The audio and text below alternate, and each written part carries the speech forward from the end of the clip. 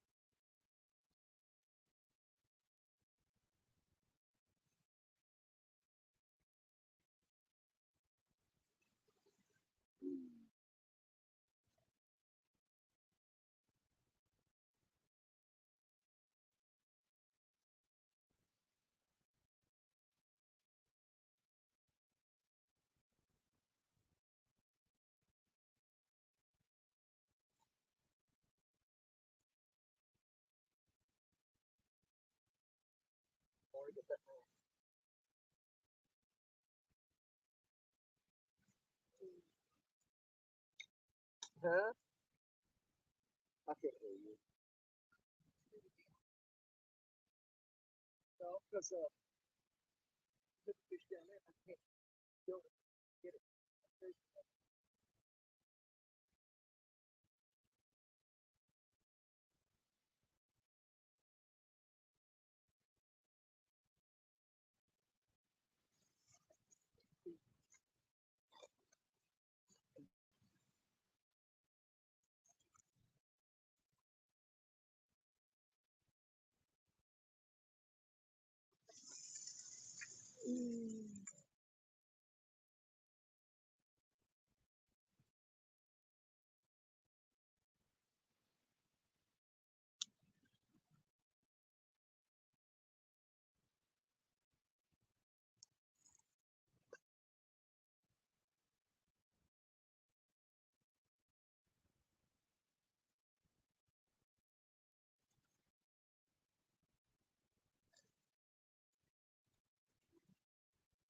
Got 6 out. I don't have room for that 7th rod. I'm just going to wait. All right, who all we got in here? Let's see. Back on up. We got Fish for Whiskers. Hey, Rondo, what's going on? Fishing the Mid-South, Mike, my brother, what's going on? Good to see you in here. Hillbilly Moonshiners, welcome in. The Bullock Experience, Kelly, my brother, what's going on, brother? 205 Wild Action, guys. We just got the rods baited up. We got them out. We're gonna see if we get something going here. We'll do our best. Got Stacia down there. She's got her Dan Stone Outdoor shirt on with her pink Uncle Lou hat today. And I will have to be turning the camera to read. Warren Farley, what's going on? Yeah, Warren, you're in here. I need to, I think I'm going to put the guard dog on that one rod that Stacia's got out down there. I want to set the guard dog up on it. We're fishing above these high cliffs right now, and we're kind of crowded on space. So the rods are really crammed together. If we hook up something, it's going to be an absolute mess. We're going to get tangled up left and right, I guarantee it. We'll get going for a little bit, and I'm going to sit the, and I'll set the guard dog up on that furthest rod the Stacia's got out down there.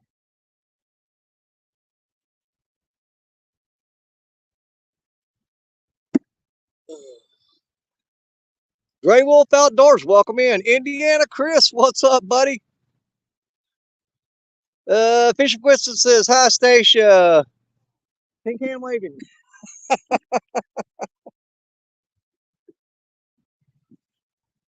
There's another couple fishing right down from us right here. He got on a nice little blue cat a while ago, about a little eater.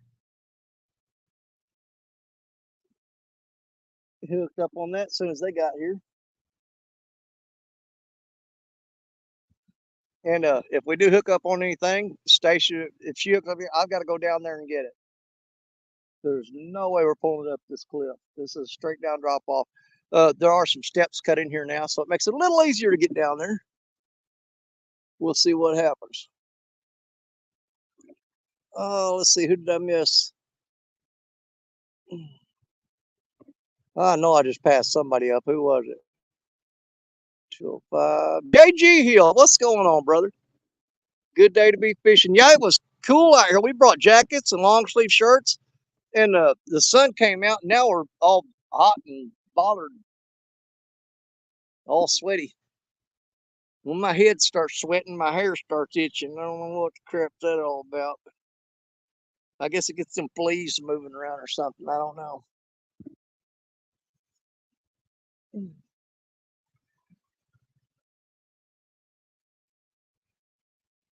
We thought we'd get out today and just do a little fishing this afternoon. Watch the Blues crew versus the Takedown crew this morning. What a show. What a show. Those guys are awesome, man. Every one of them. Good friends of mine. They all did a great job. Let's plug that power pack in real quick. Hold on. I'm trying to get this camera situated to an optimal position. Not really crazy about this spot. You don't have the room to really set up to watch the rods. As the sun goes down, I'll move down to the other side. I may be able to now. May get a better shot from that view, from that angle over there. I don't know.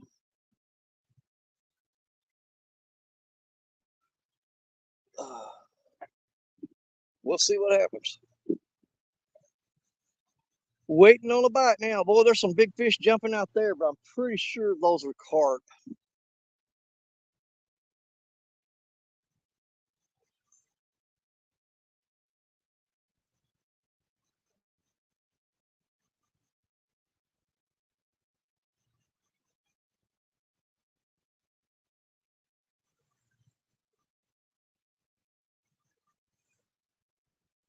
Man, I wish we had a path to get down to see that flat spot down there.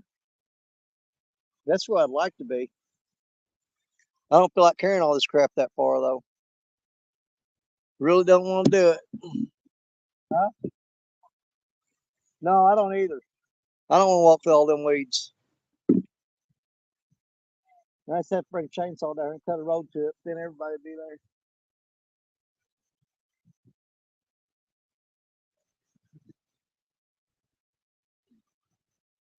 The bite has been slow, but we wanted to go fishing anyway, so we don't care. Let's see. I think the blue crew did Kelly. Hold on here. What's happening? What's happening? Let's see. What was the question? Who won? The blue crew. Blues crew beat them, but I tell you what, they put up a fight. Takedown crew definitely put up a fight. They started off slow, but man, they picked up the pace toward the end. Crappie Dave, fish on. Welcome in. Good to see you, Wabash Nate. We're going to try to work this slow bite as best we can, see if we can't get on something. We were down there, way down there on that ledge. But believe it or not, when I drop off of this hill right here, I've got no signal. So we had to climb back up here and set everything back up and make a do over. 217 Rebel Outdoors. What's up, little brother? Good to see you.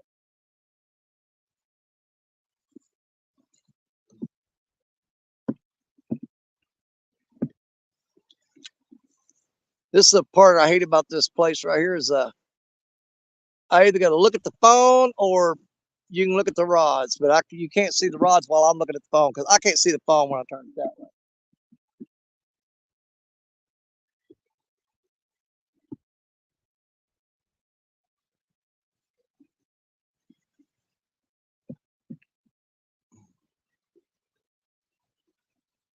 Let's see. Danny, will you be fishing stand day this week? I am gonna. Right now, my plans are absolutely to fish stand day. I'm gonna give it my best shot. We'll see what the morning looks like. But as of right now, yes, I am going to be. I'm going to be trying to get up and get out there and do stand day. I may go to some small creek or something and just go after channel cats and forego the river because I've got some spots closer to the house that I know I can get on some little, 3 to 5 pound channel cats and numbers of them, and we may go that route. But you know what? It's really hard for me to walk away from Mississippi because I love being out here. Uh, for one thing, it's the Mississippi River, man. I mean, come on, who would not want to be around that? Check it out, check it out, check it out. Why would you not want to be out here? You know what I'm saying? And number two, when you're fishing Mississippi, um, man, you got potential for a giant fish every time you go fishing. When you're fishing out, you throw a line out there, um, you know, sky's the limit. There could be a cotton pick a world record swimming around out there. You're not going to get that in one of the little creeks or ditches. So that's what keeps drawing me back to the river. There's some high potential there. I can guarantee you there is a world record catfish somewhere out there in this water. It's just a matter of catching him. You're not just hooking him, but actually getting him. You know what I'm saying? So if you're talking a fish that big, you're in for a fight. You're in for a battle. It's gonna work you over for sure. Right now we've got we took live carp, chopped them up into cut bait. I've got one whole live bluegill out that's still swimming around out there, and we've got cut skipjack. I do have some frozen shad. We're probably gonna throw some of that on the rod here in a little bit. See if we can't get something going with that. We'll do what we can do, and we may not catch nothing. Like I said, with the drastic temperature changes, it's always the same on the Mississippi River. Anytime you got a quick drop in temperature, it puts these fish on lockdown. That being said, the couple that's fishing down from us right now, like I said, he just caught a little, probably about a pound and a half, 2 pound blue cat. So there are fish out there that are biting. They're just few and far between, but we'll give it our best shot. You know us, we're going to do what we can do. I'll try to keep the camera the camera work is going to be really fudgy today, guys, as far as getting on getting on the rods when we get a fish on, or me trying to read chat.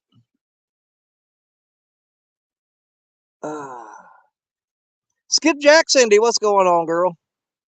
Let's see here. No. Dave Garcher snuck in there on me while I wasn't looking. Welcome in, Dave. Man, I really wish we was on that spot down there. You see it? That flat slope? That would be the cat's meow, the bomb diggity. That's the spot we need to be in. I'm not even going to try to get through them weeds and get her down there, though. I'm not going to do that to her. That's just too much for me to put on her today. Not going to do it. It would highly increase our chances of getting on fish, but at the same time, it's just a little more effort than we want to put into it. We're coming out here to relax and enjoy ourselves, not work so hard that we make ourselves miserable. Yeah, I know it cuts down on our odds of getting fish, but the reason me and Stacia fish is to enjoy ourselves and get out in the get out here on the river and kind of relax. If you're doing too much work, it takes all the fun out of it.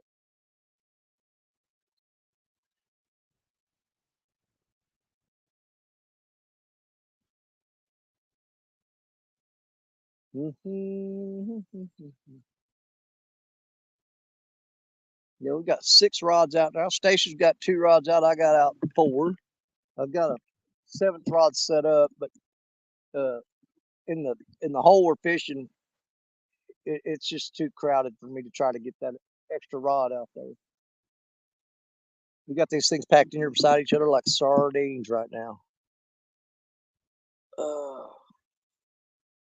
What sun's really gonna get where it's gonna mess with me?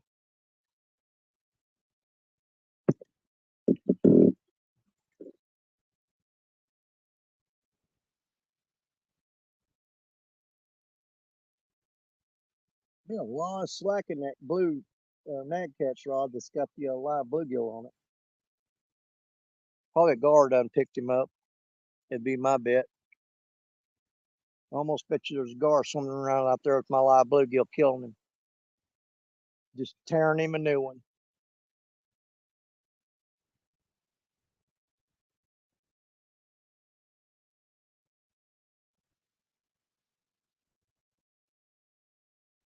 You get a monster on that white rod in front of you, you're going to have a problem because there ain't but about maybe 20 more feet of line left on that spool. I threw that thing way out there. It about spooled that. It did spool that. I had to reel back some just to get some line back on the spool. I threw it out so far it took all the line off the spool. But she's way out there along the channel. You know, I think she's got a big skipjack head on that rod. So it's a big bait. Tempting a big fish on a rod that has very little line on it. Cool Cats Fishing, James, my brother like no other. What's going on? Jerry Parker in the house. Parker Pursuits.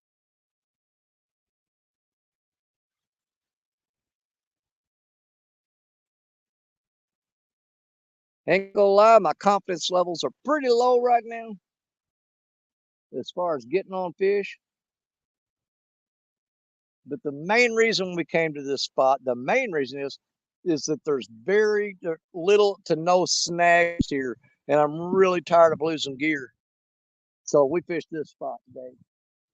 We're gonna save a few hooks, save a few swivels, save a few weights by coming here and fishing this spot. I'm tired of snagging up in rocks, snagging up in trees.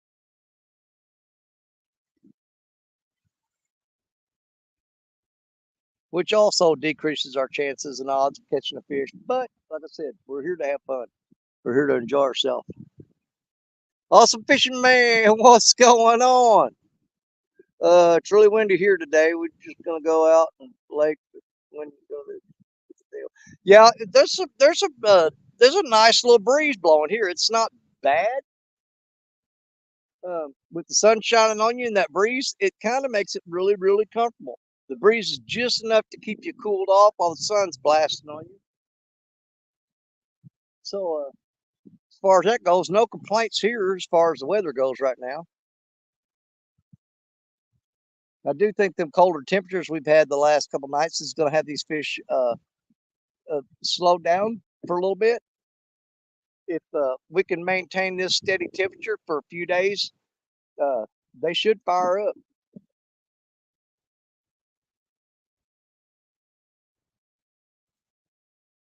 We got a little bit of rain a couple days this week, and it made absolutely zero difference in this river.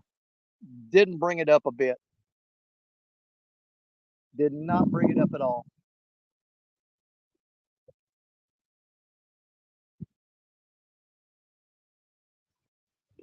No rise in the water levels.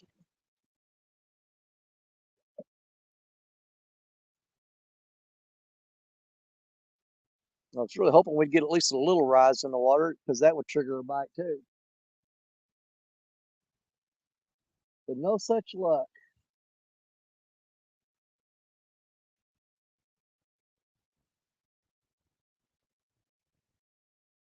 Nope.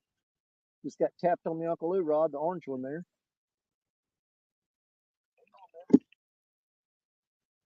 Bite there. He's still pecking at it. That could be a gar. Let's find out. That's going to be a tangled up mess because he's crossing two lines right now. He's working it. I don't know if you guys can see that or not. Just a little bit of jiggling going on there. It's really acting like a gar bite. No, I don't know. Oh, Stacia, you're getting hit on your last rod. Your last rod. Get it. Wait. Let me see. We're getting two hits at once, y'all. That fish has been pretty aggressive. He's probably going to take that rod down. Just let him go for a minute. He put a lot of pull on that. Has he got slack in it? He does. Reel that slack in gently. Well, he's got a lot of slack. Real.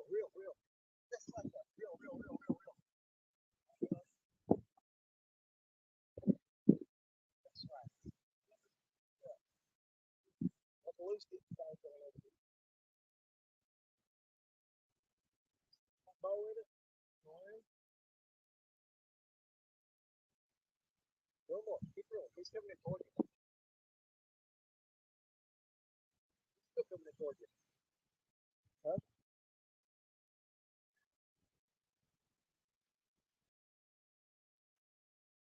Toward you. Anything?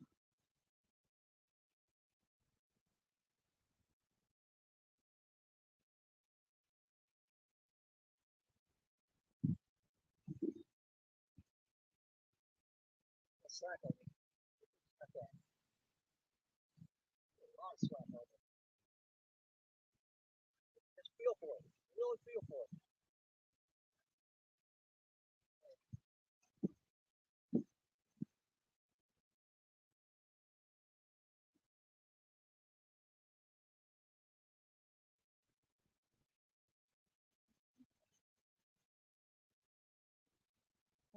You feel it. Feel it. You feel pressure.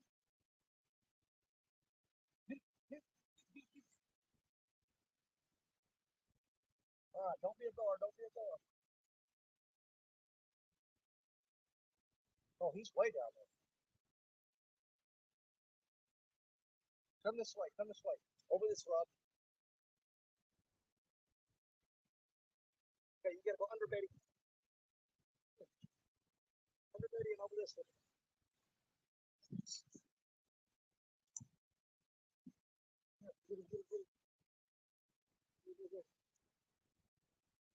That's this stuff. So between these two. Throw this bank on it. Hold up. Let's see. It's a big gar. Oh my God, that's a big old gar. Look at the size of that.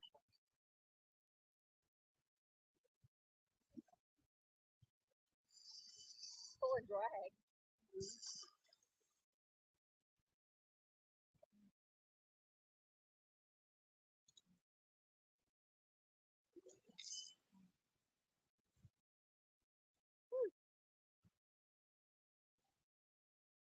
Looks like a.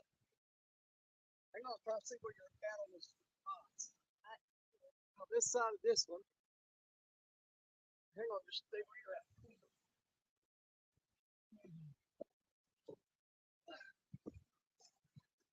Can you see where you're at? There you go. You got it. Not what we're looking for. Not what we're looking for at all. He bit the skipjack head. Oh, that's a big old gar, girl. Man, that is a big old gar. Yeah, I'm gonna do this. Good Lord. Fires him up. Right there in that jawbone.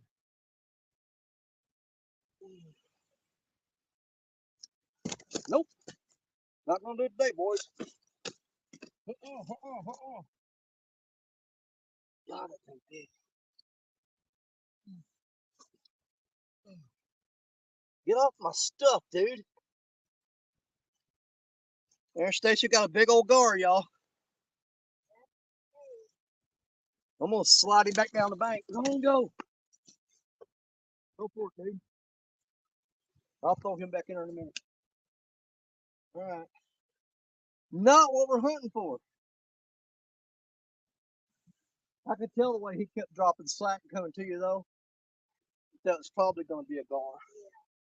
I kind of figured as much. All right, let's see what kind of mess we got going on here.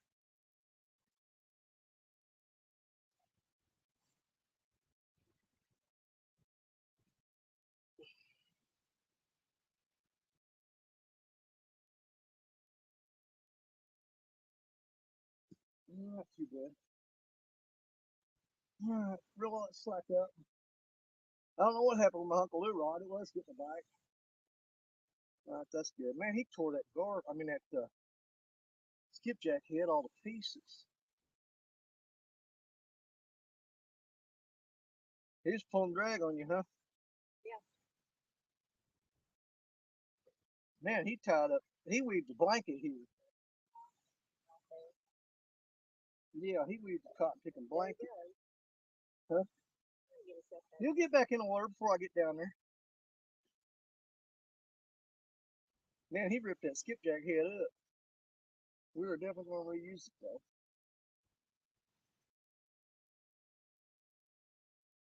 Just like that. We'll reuse that, babe.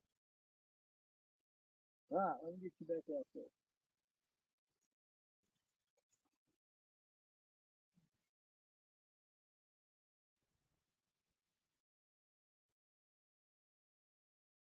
Well, you got to catch something today anyway.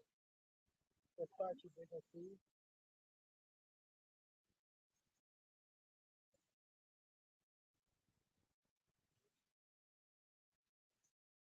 That's what you got to do. These guys going to suspend your own top of it. Guaranteed.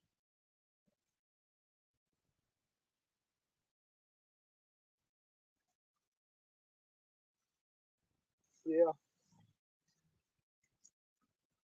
Well, Stacia on the board with a big old gar. Can you believe that? Let's see here. There was a whole lot of talk going on while I was gone. What all I missed? Let's see. Uh,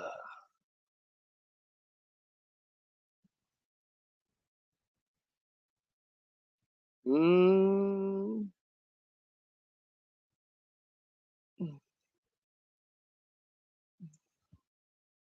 let's see. I don't know how far back I went. Man, that's a big old gar though.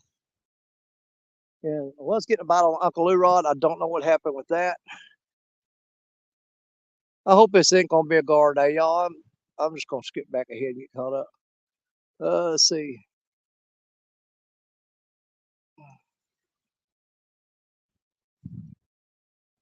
Rob Fox, what's going on, brother man? I am lost. Dale Hayslip, welcome in, welcome in. Let's get back to fishing, you guys. See if we can't get on something. Like I said, I don't know what happened with that Uncle Lou Rod. It was getting bit whenever Stacia hooked up on that cotton picker gar. I'm hoping these guys in this boat aren't, they look like they're suspend drifting. I hope they're not planning on just going right on top of our lines. Yeah, one of the what? He'll make it just fine. He's almost there. I just laid that guard down on that bank and he's sliding down there and he's about a foot and a half from the bank. One more plop and he'll be in the water. I'm not going down there. He'll make it. He'll be all right. That's about a 9 or 10 pound gar, probably, maybe a little more. I don't know. It actually would be good eating. He's almost there. He's fixing to plop and go in the water. He'll make it. Look, his tail's hanging over the bank. He's fixing to go.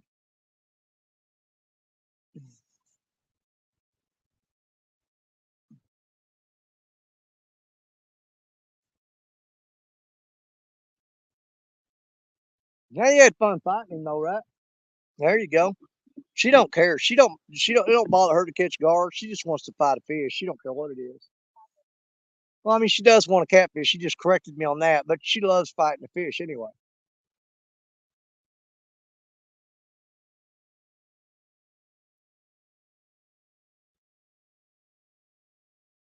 Well, if you can catch a gar that big, you can catch a catfish. So let's work on that now. See if we can get something done.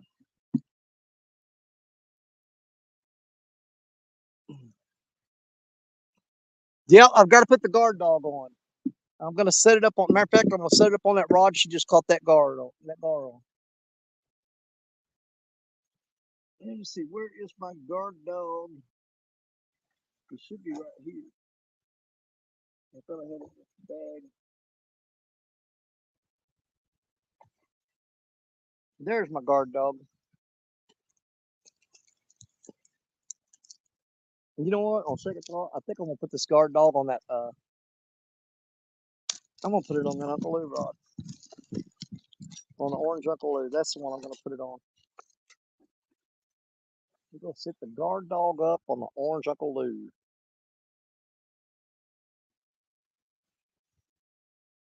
That's the one I've been running it on. So we might as well stick with that.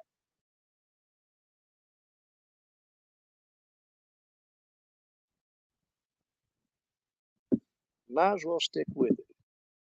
So let's get the guard dog on her. I'm probably going to check that bait before we do that though, because it was getting bit a while ago.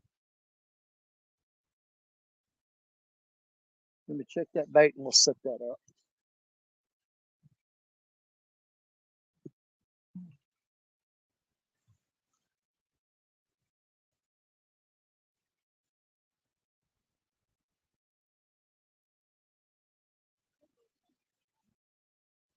Do what? Yeah, she got a big old guard. Took him out the jawbone with that big old snake. He's big one.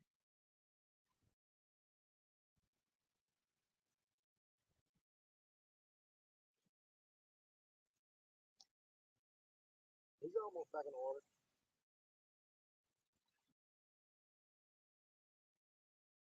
And boom, he's in the water.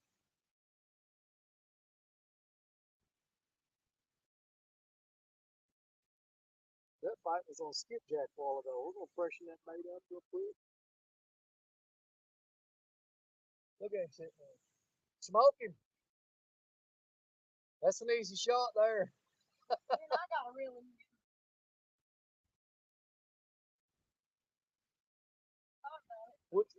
I'd hit him. If I was you.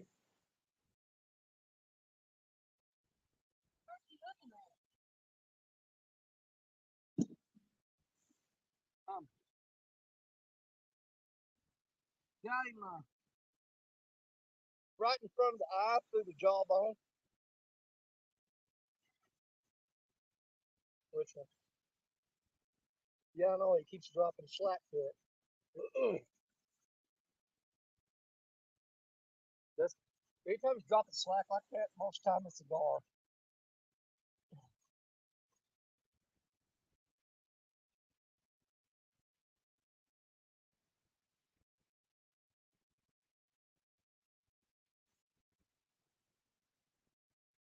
I almost bet you that's a gar.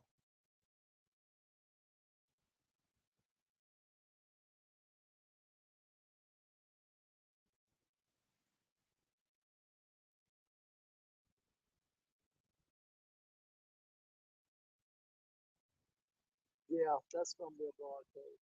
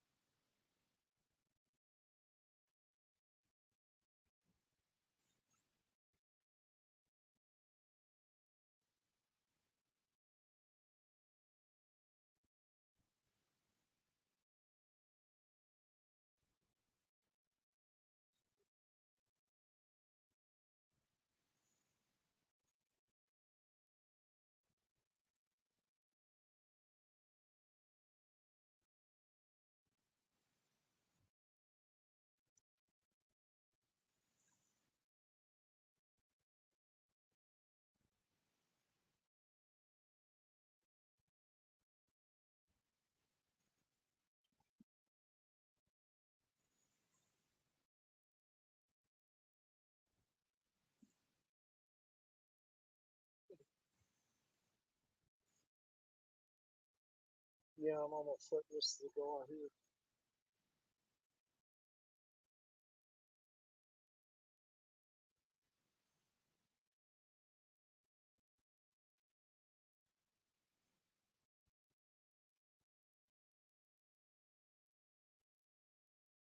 Man, I am wrapped up on several lines here.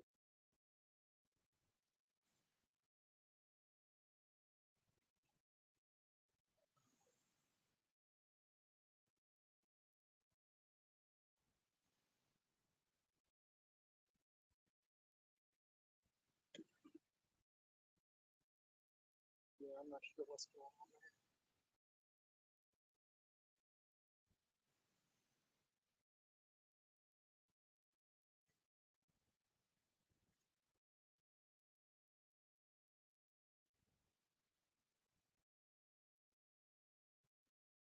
We got my bait.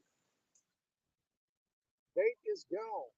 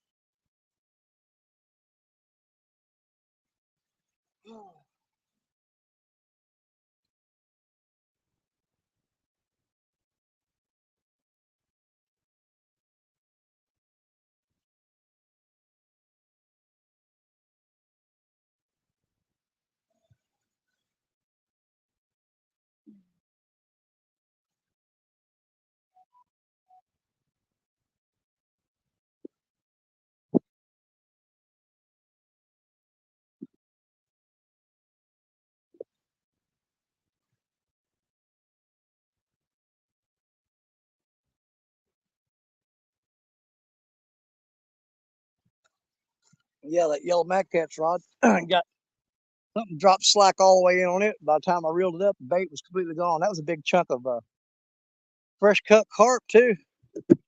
Cleaned it right off there. Let's see, Casters Fishing Whales. Welcome in. Yeah.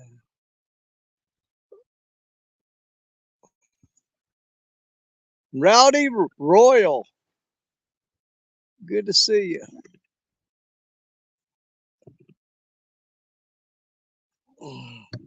Man, that sun's playing tricks with me here. All right, well, yeah, let's see. Hey, there's Monty Sheets. Let's see. Casters will not cause damage to your fat damage. Yep, he's right. Monty is correct.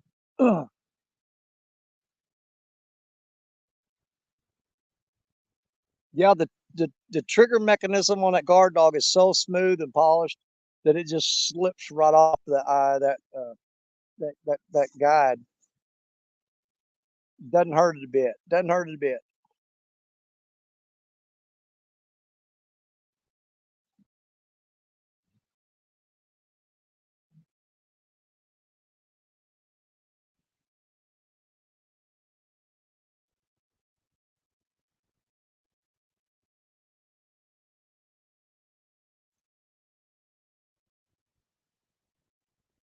Trying to figure what's going on with it. Oh, that's that gar out there. He's sticking his head out of the water. Thing might be hooked up on one of our lines or one of his. Not sure.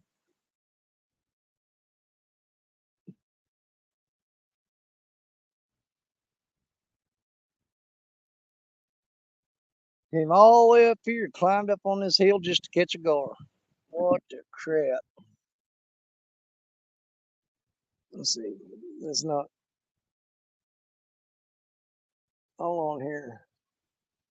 Martin from the UK. What's up, my international brother from across the pond? Good to see you, Martin. Coming to you all the way from the United Kingdom. Dallas Liebert in the house. Welcome in, Dallas. You might have been in here for a while, guys. I'm having trouble seeing the screen. We're doing the best we can do. Once that sun gets far enough that way, I'm gonna move this camera over there.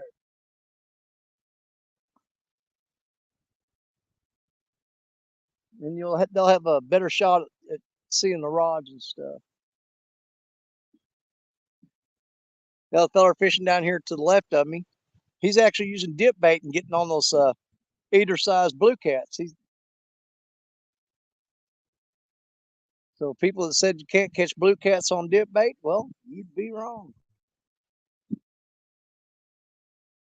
Them little eaters love that stuff.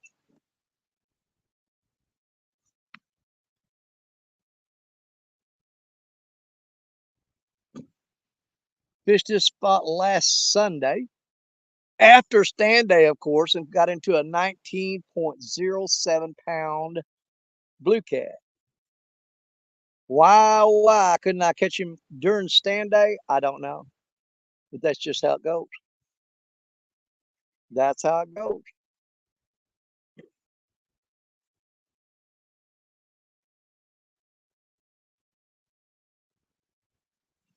I do better when I'm not under pressure. You know what I'm saying? Look, lady, welcome in. Good to see you. Good to see you.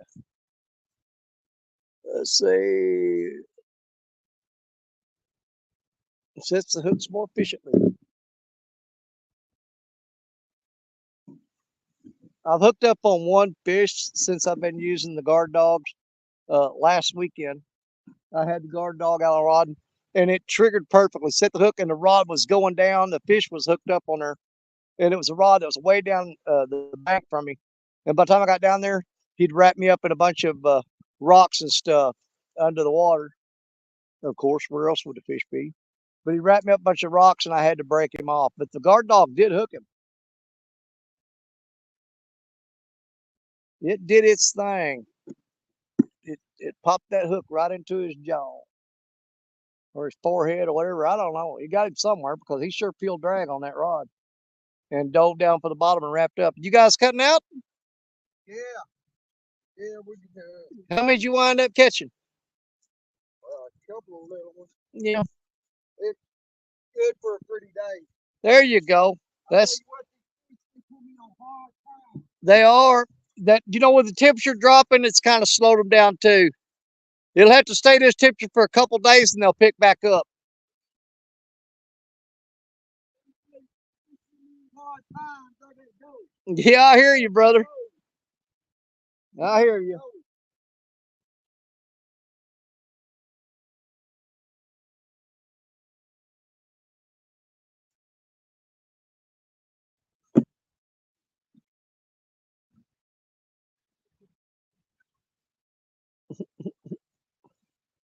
Jimmy James Bailey, how you doing? Good to see you in here.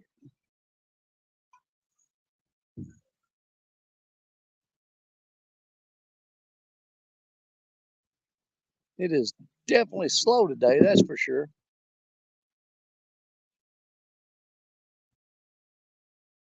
I don't know what that is floating down there. That's got to be a tree or a log or something stuck right there.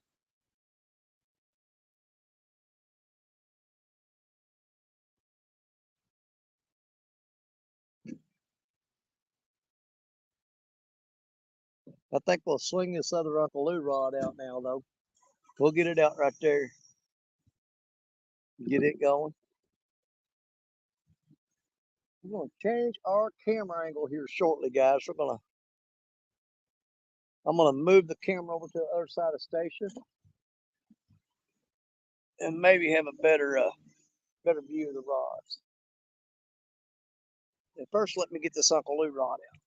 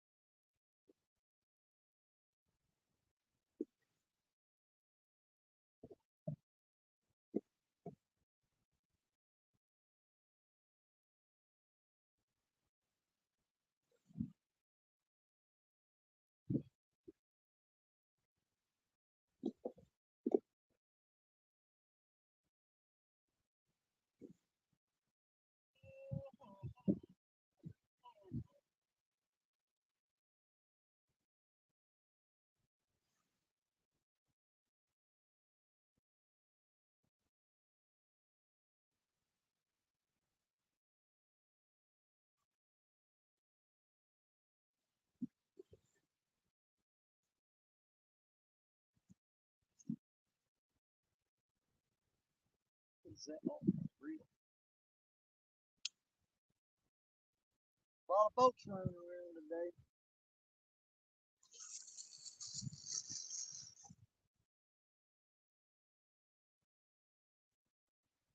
There we go. Now we're fishing to our full potential. We got all the rods out. Man, there's a lot of gar flopping down there.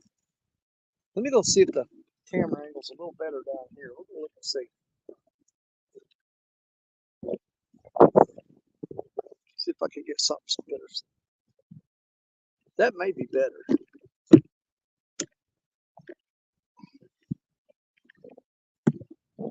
I think it is going to be better. Let me see. I think that's a little bit better camera angle there. We'll go with that. Yeah, we'll do that. Let me bring on my camera.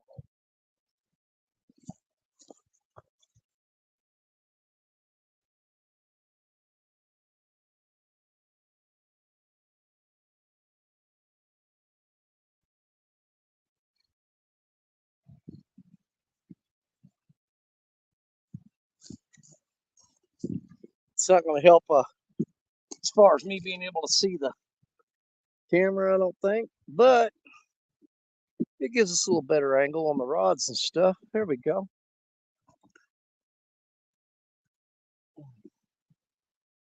Yeah, that'll work.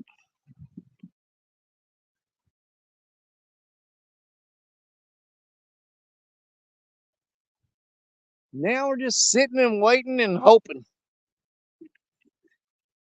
That's all we're doing. Hope we catch a fish. That's not a guard. That'd be nice. We'll see what happens. Of course, if I catch anything, I got to run and jump over you now. But I can live with it. It'll be all right.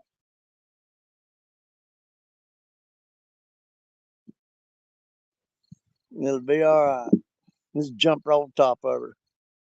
Hit her, trip on her legs.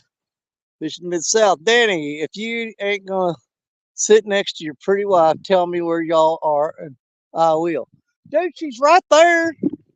I can almost slap her from here. She don't like to be crowded. She goes, you need to skid over your spot and get away from mine.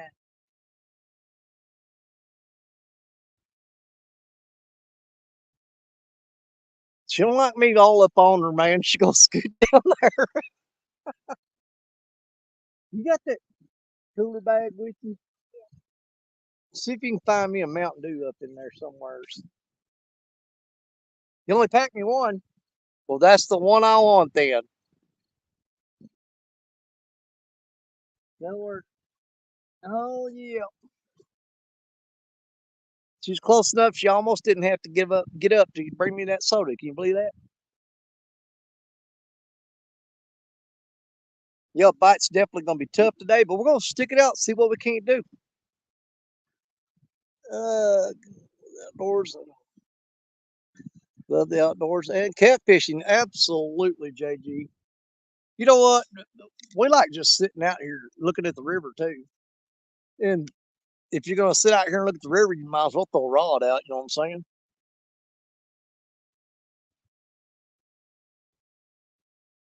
Never know what could happen. Anything could happen. Might even get on fish.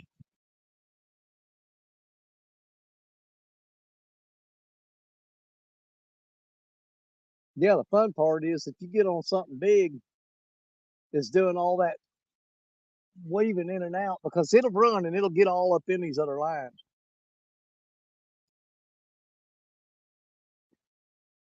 Uh-oh. Yellow mad cat's is getting hit. Is it gonna go? Is it gonna go? Is it gonna go? Oh, man. That sun is right in my eye. Yeah. Where did I put on that?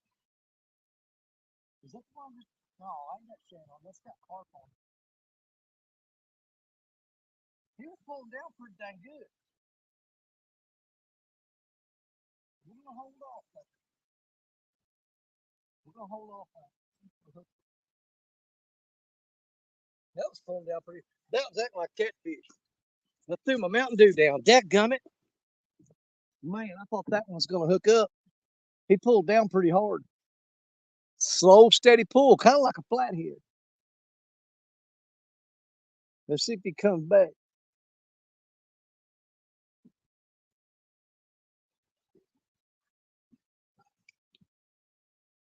Oh, there goes the shad down on the end. The purple Uncle Lou rod. It's getting tapped on.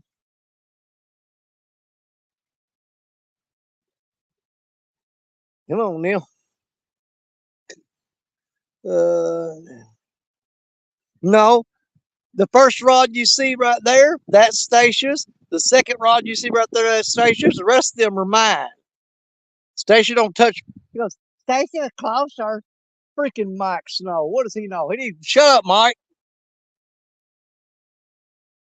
She fishes with 2 rods, and usually she only fishes with 1. She don't like fishing with a bunch of rods. Generally, she'll fish with 1 rod. That's all she wants. I had to make her to fish with 2. Well, that used to when I'd have to hold a rod. When we had Yeah. the other hooks. Yeah, when we used to fish with just strictly J hooks, Stacia would not use a rod holder. She'd sit there and hold her rod, and when that fish tapped on it, she'd set that hook like Bill Dance and jerk half his head off and reel the thing in. It took forever to get her used to saying, stick it in the rod holder. With I got circle hooks on her. Stick it in the rod holder, leave it alone. But she's already caught a couple fish on her. She's got her Tangling with Cats rod out today. That's her brand new rod that she got from Tony Harrison. It's somewhere in there. I don't know. Right there. But it shows up different on the camera. I'm pointing at it, and you know I'm pointing at it, and you know you're pointing at it, but on there it looks like I'm pointing at something else. Yeah, second rod. That's her Tangling with Cats rod that she got from Tony Harrison. And she's caught, this is the second time she's been out fishing with it. And she's caught 2 fish when she went out with it. That's the third. We ain't counting that gar. Third time I've been out fishing with it. Oh, it's the third time you out fishing with it? I don't know. You don't come with me enough for me to keep track of it. That one day, and then we was in the couples tournament. That's right. We were in the couples tournament, and you caught 3 fish that first day, 2 of them on that one. And then the second day during the couples tournament, you caught another catfish on that rod. And now you caught a gar on that rod. Oh, that's right, it was. See what I don't break her? She's always correcting me. I like to be right about things. I like to be right about things, and we know what woman does not like to be right about things. Now you look at this. I hope to God that boat is not going to sit here and come across our lines and just suspend drift right over the top of us. He must be marking fish because he's pulling up there. See where he's setting up in that boat? That's where I wanted to go on the bank, right there. That's the spot I wanted to go. And he's setting up to suspend drift right there. I don't know, he may be fixing a spot lock. We need a boat that big. That's a big old boat. Huh? I'd like to have that boat too. That's a big old boat. That thing's wider than our living room. It's a joke. If you're gonna hang out with me, you gotta have a sense of humor. Now it don't make no sense to me. Look at this. All these guys in boats are coming down here, and they're putting their boats. Look, they beach the boat on the bank there. I don't know if you can see them. And now you got another boat pulled up on us, and they're setting up on the bank. Look at that. That's what I always did. I used the boat to get to the spot that I wanted to fish on the bank, and that's what I did. So they're doing what I used to do. Dallas Liebert says that because she's always right. Well, sir, you'd be wrong. She is not always right. She thinks she is, but she's not.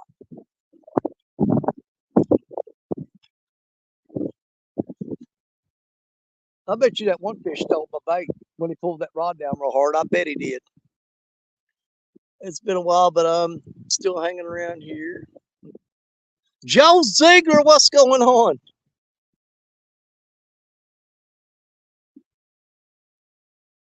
I've got 2 Abu Garcia reels, one on each of my Mad Cats rod. Both have Abu Garcia reels that I got from my good buddy Joe Ziegler. I love those reels. They're absolutely my favorite reels right now. Those two Abu Garcias will cast a country mile. Good thing swing a bait, son. He sent them to me. He said, man, they just need a little love and attention. And clean them up and they'll be fine. I said, one of them, I spooled it up with wine, threw that, no problem. The other, a few drops of oil in it, and it was good to go. Very little maintenance on them at all. Yeah, that spot them guys are set up in, that's right where I wanted to be, right down there. Look at that. Now you watch, they're going to start hooking fish like crazy. I bet you. Because right there is where I wanted to go. But we can't get there in this truck. Just can't do it. Can't make it. It'd be nice if we get down there in the truck, but we can't. I mean, I could, but I'd tear my truck all to hell. Nah, I don't know about that.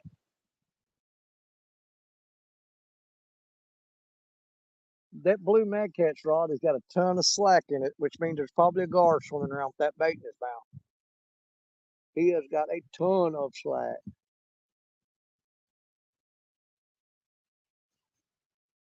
But you need to catch at least one catfish so these people know we can do something.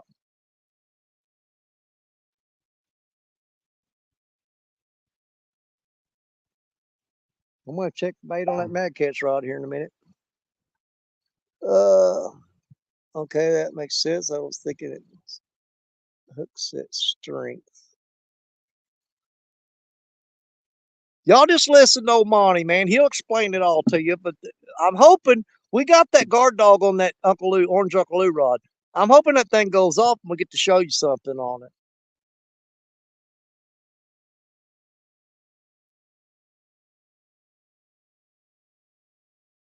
Right now, that line's got a ton of slack in it, too.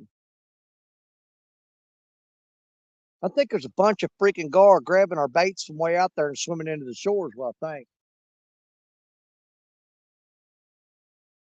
But you got to remember, last Sunday, I caught gar after gar after gar, and then finally I landed a 19-pound blue cat. So you just got to be persistent and stick with it. You know what I mean? Bullish that sun, stay behind that cloud right there because I can see the foam perfectly without any glare. That would be perfect. But I know it's not going to. It's going to pop back out here in just a second, and then I'll be blind again.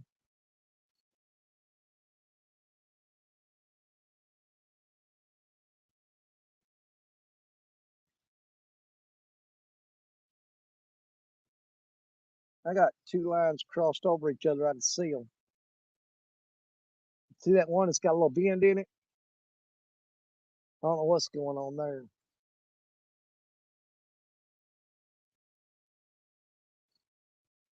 Let me check that out. I got something weird going on. No, see that one goes down, it crosses over this one right here. That one's hanging on top of that one up there.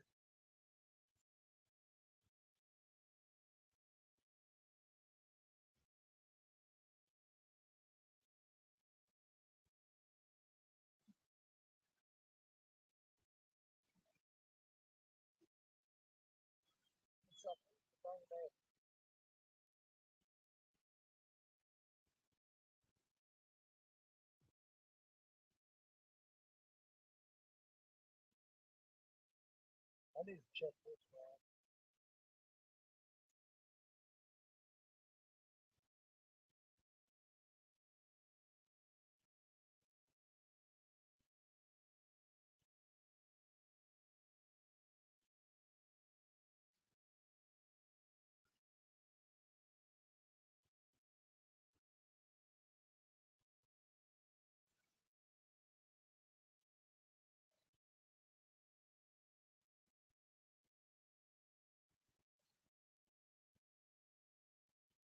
I still got my phone.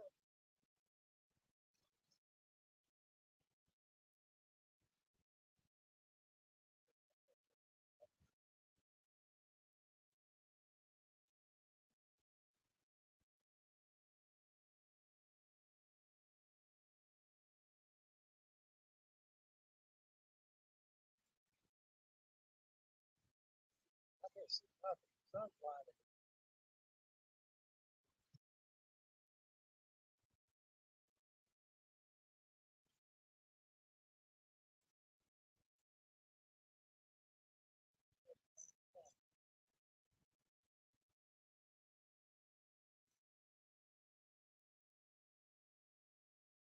video's still there.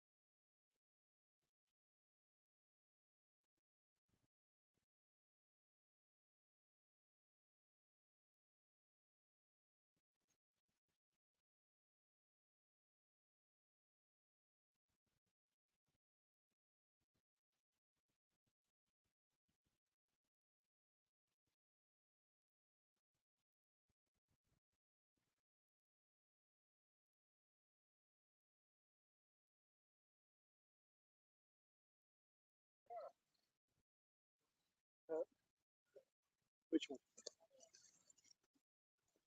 On the Harris rod or the other one? The other one? The other one's getting a bite? A little nibble? Man, look at all these boats around us. What is with all these boats today? Dude, we are surrounded by boat fishermen. They're freaking everywhere. There's 3 boats right on top of us right now. There's never boats fish right here on top of us. You guys are piling. But here's the thing. What's that tell you? If those guys are pointing at those boats and they're doing a couple quick circles and then they're anchoring up or beaching them boats and throwing out, that means they're probably marking fish, which gives us a little bit more confidence about the spot we're fishing in.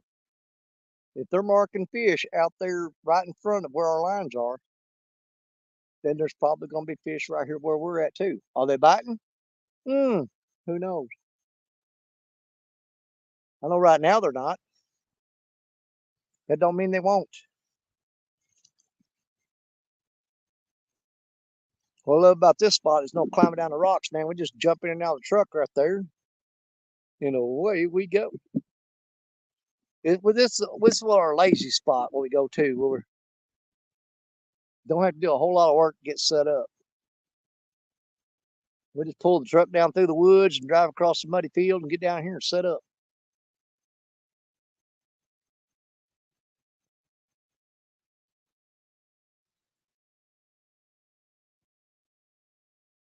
You realize every fish that I caught 2 years ago when I fished this spot doing a live stream. Well, it was February of 2022. It wasn't even 2 years ago. It was almost 2 years ago. That whole drop off right there was underwater. I was fishing up in those trees right back there. That's where I was sitting and throwing out. This where I caught the pie ball with a question mark on his head. But I kept getting kind of halfway snagged up. It's because I was throwing my lines out and they were dropping down and they were hanging straight off that ledge. The line would come down and it'd hang right off that ledge. And all the fish I was catching was right off that ledge when this was all underwater right here. So you fish that ledge when this is underwater, that's where your fish are. Man, there's a lot of boats today. There's another one. That's 4. There's 5. My God, everybody's trying to get that last, I don't know. Yeah, I guess it is for today, but they don't want to come out when it's hot, I'll tell you that. Which I don't understand because you got bimini tops. Their Bass guides complaining that people would follow them in boats. Well, yeah, they will. It tells me that's true too, Mike. You got this small creek dumping off into the river right here, but it's had so much silt and stuff blowing out of that creek. This used to be a super deep hole. It's not so deep anymore from all the trash that's washed in and filled the hole in.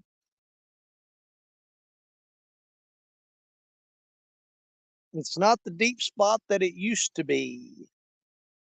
Me and Richard Cluck hit this spot in his boat, and man, we'd be hitting 80 feet of water right now. 80 feet of water on his boat. I guarantee you right now, the deepest spot you're gonna find there might be 20 feet. I don't know.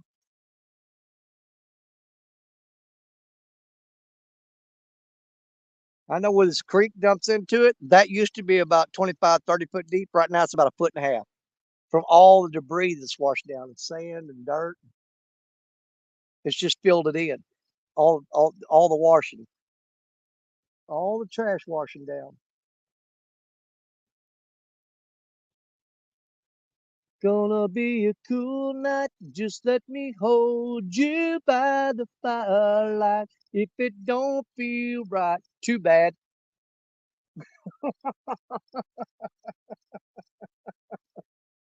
Suck it up, Buttercup.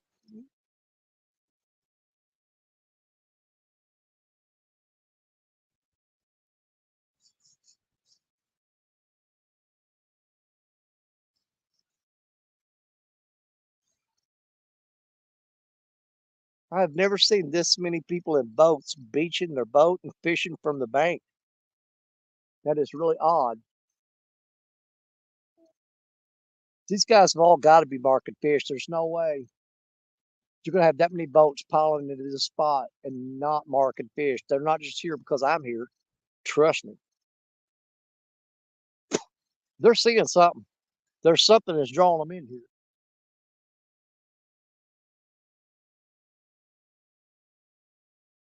I'm just watching to see if anybody hooks up.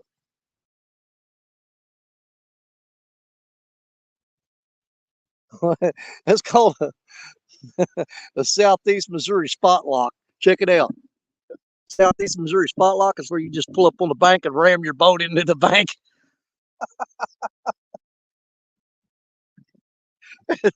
Southeast Missouri spot lock. Just ram the front of your boat right into the bank. And there you go. We're locked in. Let's fish.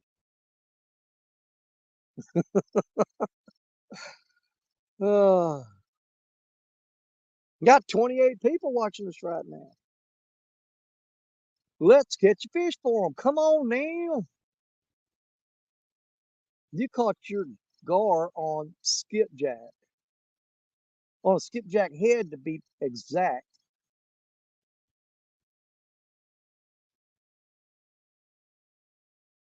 So far, the best bite we've had has been on skipjack and fresh cut carp.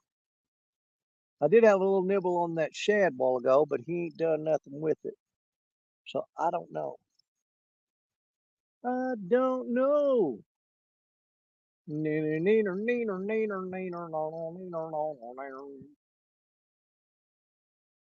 That old boy out there's he's drifting the channel. See him? He just lets the boat float with the rod suspended, and he's just floating down the channel right there. He's working it. Now he's got that trolling motor going too, so he's trying to spot lock.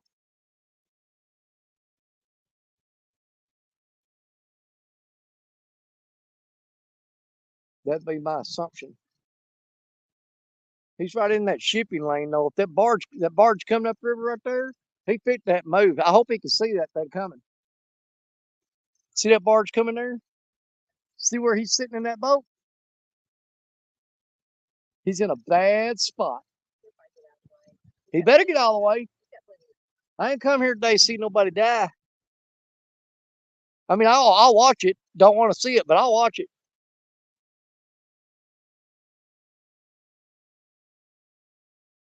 I'm not one to turn my head. Oh my God. I'm like, holy crap, look at that. They're getting killed. I don't want them to get killed. I'll scream at them. Hell, if necessary, I'll fire a few rounds out there to scare him, to get him to look. Seen a boat wreck on that river. Yeah, it's not a pretty sight seeing them boats wreck. It's not pretty at all. Nobody got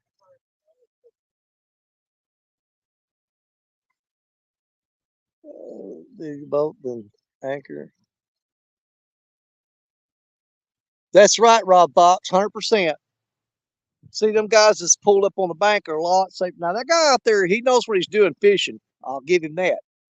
As long as he keeps his head on a swivel, he's got to watch for them barges coming up that channel, because I've done it. I got out there in a boat one time and wasn't paying attention. And I looked up, and man, there was a barge coming. He was barreling down on me, and he was right on top of me, and I barely got out of the way. What would be bad is getting out there if the motor don't start. Oh, yeah, you better make sure your motor's, if you got a good motor that starts, you're fine.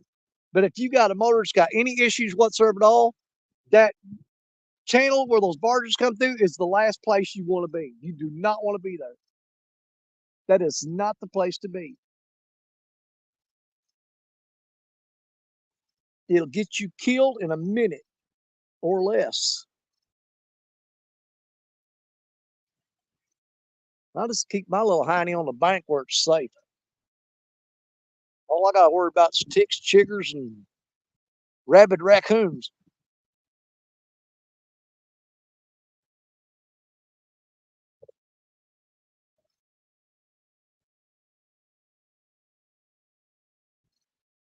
You see all that trash people been throwing down here? No, you ain't seen it. You go around that corner.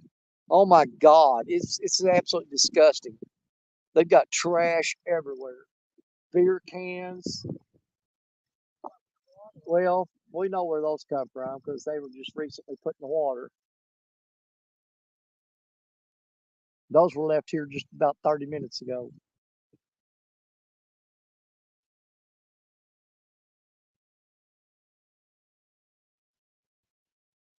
Wind might have put it through.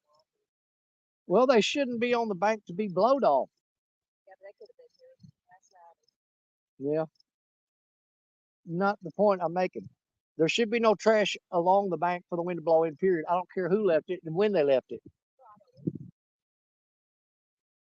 It's amazes me how many people sit there and talk about how, oh, I love that spot fishing there. And then they'll come in and throw trash everywhere on it. If you love that spot so much, why are you junking it up? That's just ridiculous.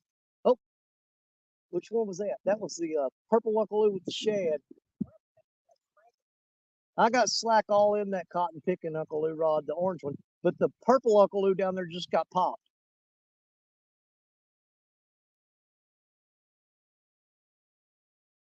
Yeah, the rod with the guard dog on it has got a ton of slack.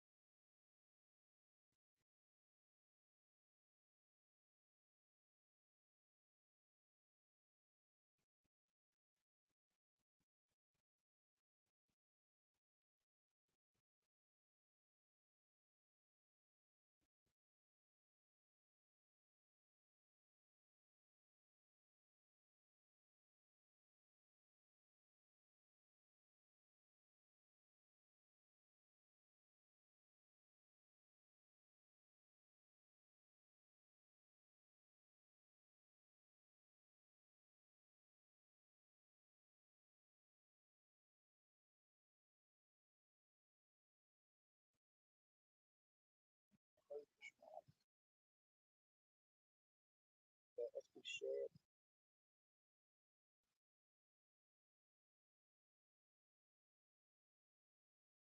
I'm gonna move this rod right there.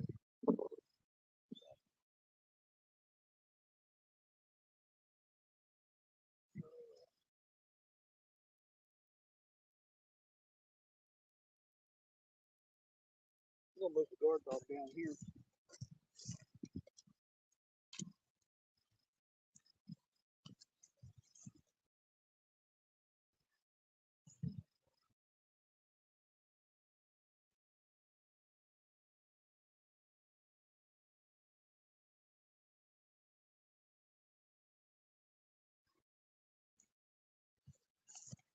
Yeah, put that back in the cooler so it don't get hot.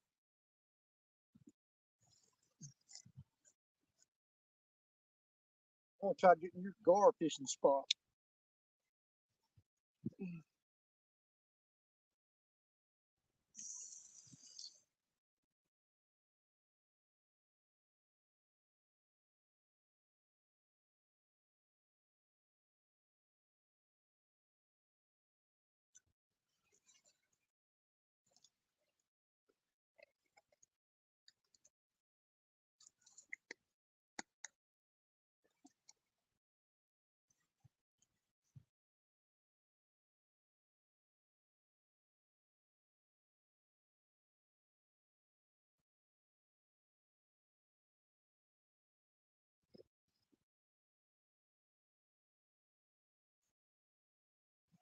Yeah, go.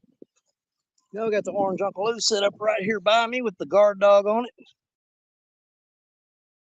That way, if the guard dog goes, I wanted to get that guard dog where you guys can see it. I think I got it in frame. I can't tell. I can't see the camera or the crap. Maybe I do, maybe I don't. I think it's right there. But either way, if that guard dog goes off, I want you guys to be able to see that. Johnny Small Pepper, crazier than me, eating all that hot stuff. That man's insane. I like spicy, but man, no thank you. Johnny, you just go right on and knock yourself out. I'll leave that. I'll not be stepping into your territory on YouTube, I promise you. That's all you, buddy. What are you looking at? Just watching boats? I'm just sitting out here watching boats go by.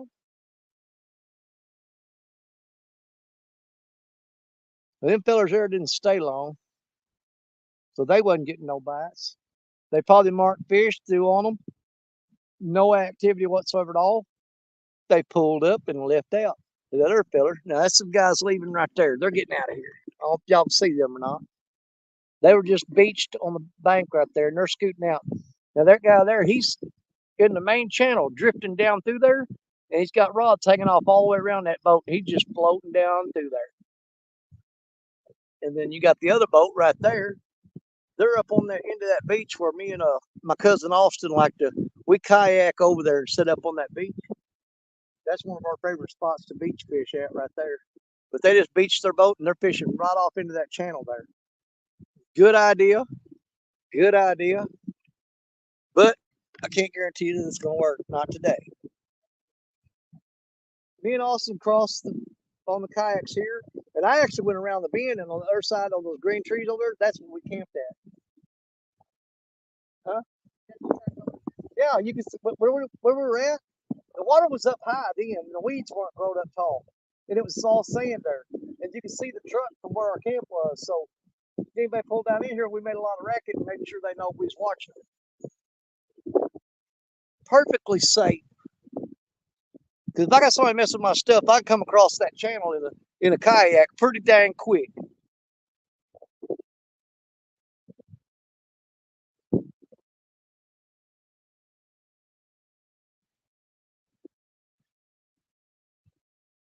Ain't no bites going down right now.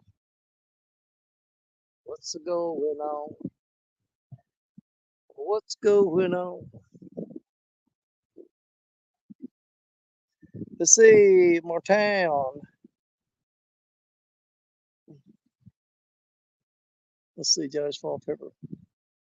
Got some shots of the pyramids. Oh yeah, Martin, international traveler, man. That dude ain't no joke, man. He's serious about everything he does.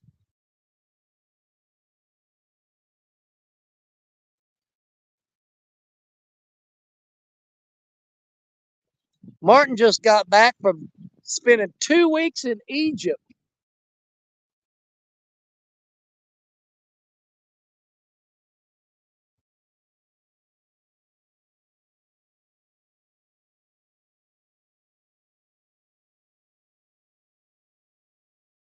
And I guarantee you ain't gonna see a single video of Martin out there on the Nile with a mad catch rod. Now, Martin, you should have took your mad catch rod and fished in the Nile River.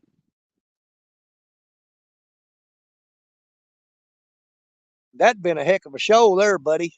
Just watch out for them Nile crocodiles. They ain't no joke. They'll snatch you up.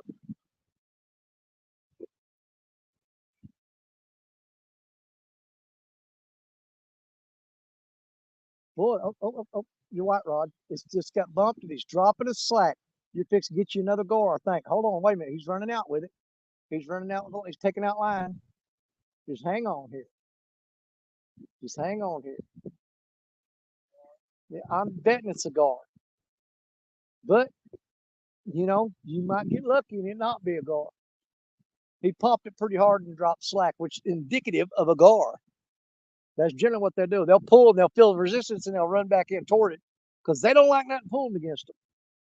But they'll do that initial pop and they'll pull that rod and they'll go, oh crap, something's pulling against me, and they'll swim back toward it.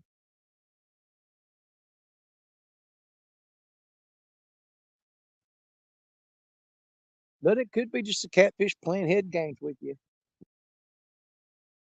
But most likely it's a gar. Generally, when you hook up a cat right here, it bends over and it stays bent over. They just don't stop pulling. They keep going.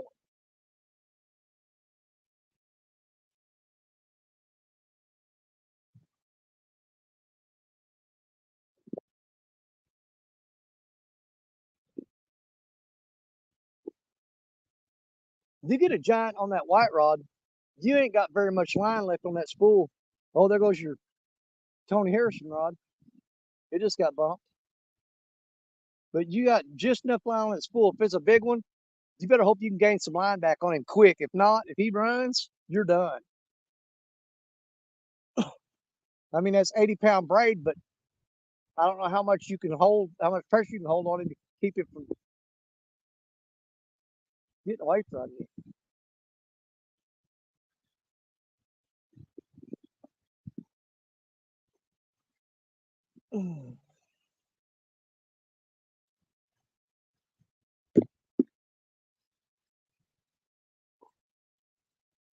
Oh. Believe it or not, it's illegal to fish in Egypt protected reefs. Really did not know that. Well, I'll take Egypt off my bucket list. If I can't fish, I'm not going there. No, thank you. You can keep it. Pyramids are wonderful, but if I can't go fishing, I'm not going. Ask Stacia. 90% of our vacations and trips, no, not 90%, 99.9% of our trips are based around the fact, can I fish there? And if the answer is no, probably ain't going. And if we do go, I'm not happy. It's a miserable, crappy vacation. Who wants to go on vacation you can't fish on? That's just dumb. Makes no sense to me whatsoever at all.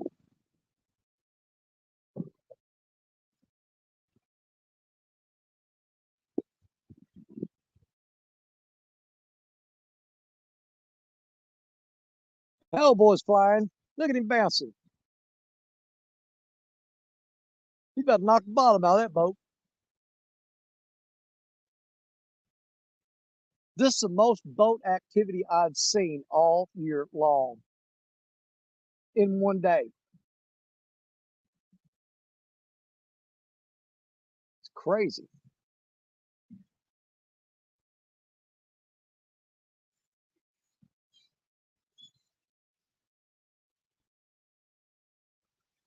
Come on, fishes.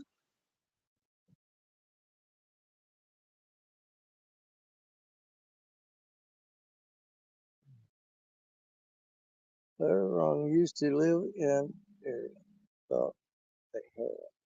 Oh, he got planed out now. He's booking it. He's booking it. He's getting on out of here. He's the boot scooting boogie down the river. Man, I don't like it, the tappity tap crap. Come on, let's bend the rod. I think most of the fish that's been caught here have been caught at night. Generally speaking.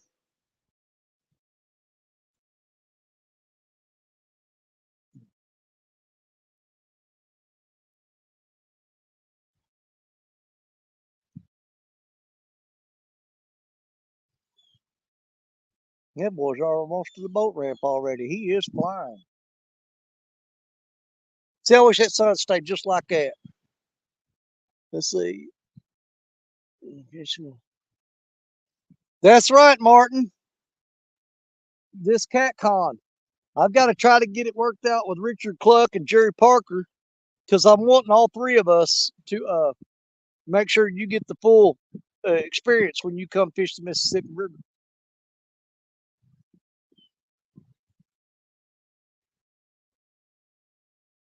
Because you're not just going to get me, you're going to get Jerry Parker and Richard Cluck too.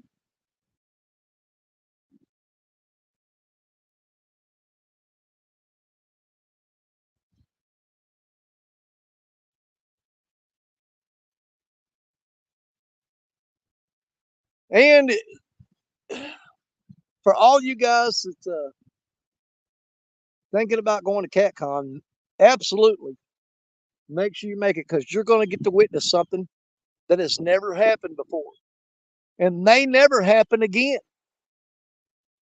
You're going to get to see all four Mississippi River rats at the same time. Me, Jerry Parker from Parker Pursuits, Richard Cluck from Fishing and Freedom, and the man himself, Mr. Jeremy DeFord from Creole Catfishing. We're all going to be at CatCon this year.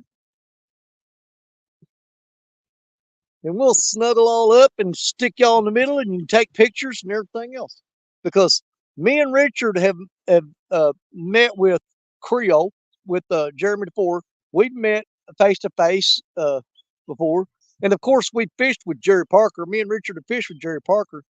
But Jerry Parker and Creole have never met face to face. And we're going to fix that this year because Jerry Parker and Mr. Creole Catfishing, Mr. Jeremy DeFord, are going to get to meet each other for the very first time at CatCon this year. And then the circle of life will be complete.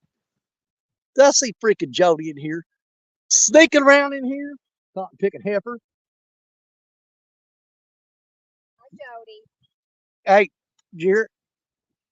Hi, Jody. Stacia said hi, Jody. You know what? I didn't even think about it, but let's drop a cotton picking link just in case somebody's out there. Is there anybody out there? Tap the link if you can hear me. Paste and chat. Now all we gotta do is count on me to see the cotton picking little red dot at the bottom of the screen when it pops up. Jody says hi, Stacia. Man, I keep bumping this camera. I need to move it out just a hair. There we go. Let's see here.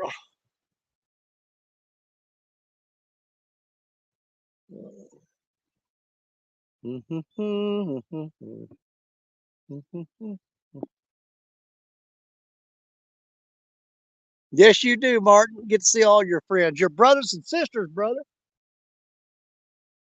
The brothers and sisters from the catfish community. I said catfish community. Catfish community. Today we're on Gar Patrol. Gar Patrol. Catching those gars. Oh, and stupid gars. Come on with it. Man, we ain't even getting nibbles now. What is going on? I know the bait's good. You got good bait. Ain't no reason they shouldn't be biting it other than they just don't want it, or because these cold temperatures have shut them down. The old guy caught 2 blue cats a while ago. The fella that's here with his wife that just left a little bit ago, he caught 2 blue cats. They were about, one of them was about 1.5 pounds. I think that was about 2 pounds, and he caught them both on dip bait. He had the treble hook with the with that little spiral worm on it, and he took a stick and plunged it down that dip bait, that stink bait, and threw it out there and caught him 2 blue cats, little small eager ones, perfect size for eating. But he said that's all he got was them 2 little bitty ones off the dip bait.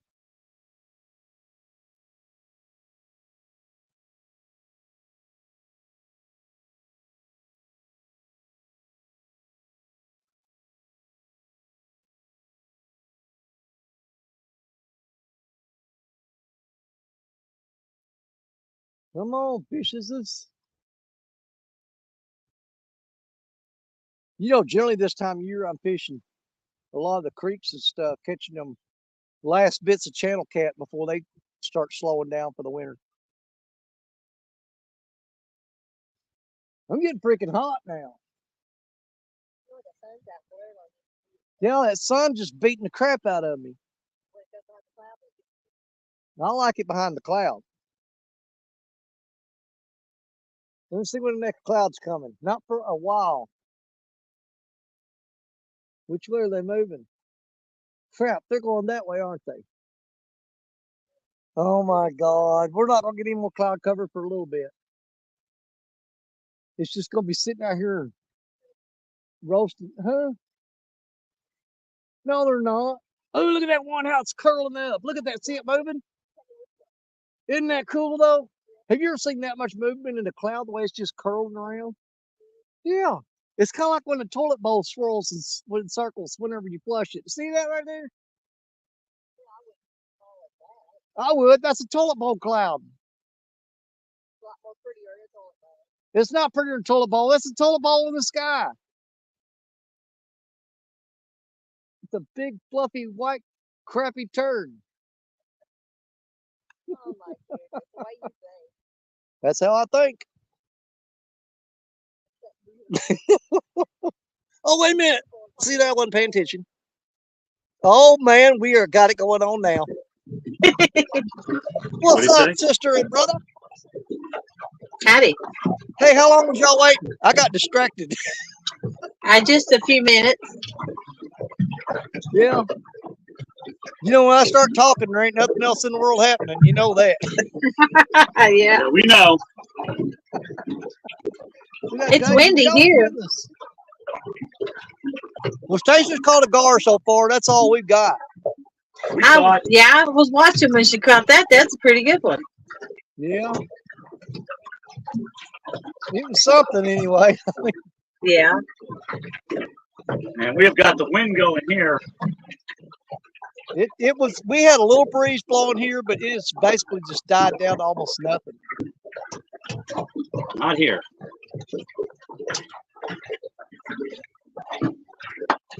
Catch me a channel cat. I'm not trying to get channel. I'm fishing. You got the corner on that market. Yeah, I know. Man, the bite was tough last night, wasn't it? It was awful. We got a 13-pounder at like 12:30. Yeah, I That saw was that.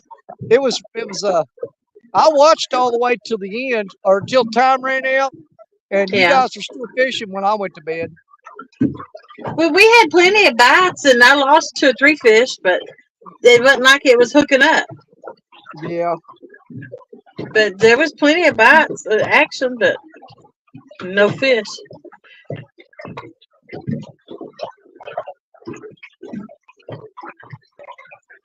Yeah, We're like in that same spot right now.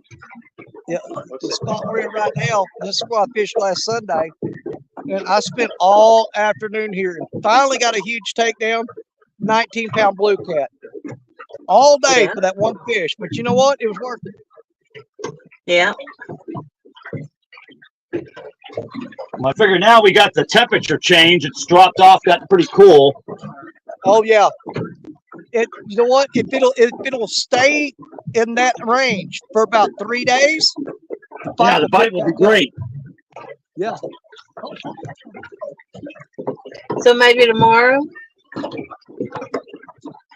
Could it be better fishing? If it stays cool, stays like this, yeah. He should have put himself solo. Who? Danny, 'cause he's got a fish and he's half screen now. Get it, Danny. I can't figure this out for the life of me. Which one? What is? It's fixed. Ta-da. The real fairy fixed it. There's no way. I'm telling you, there's no way I could cast it out. It was the worst backlash I've ever seen.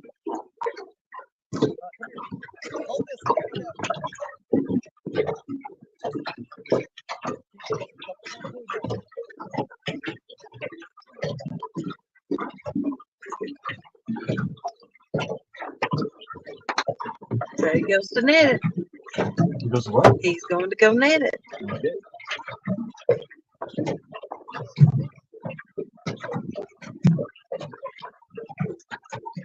I don't see it.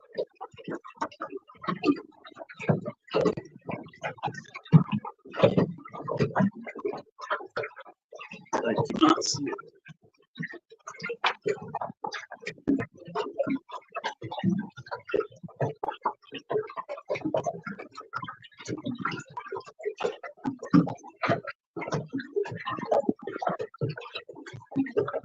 Got your heads out now?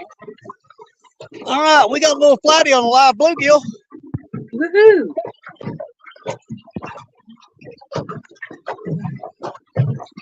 Yeah, he hit the live bluegill. Woo! He was barely whisker hooked. Girl, look at that. Oh my God. Man, he slammed that mad catch rod.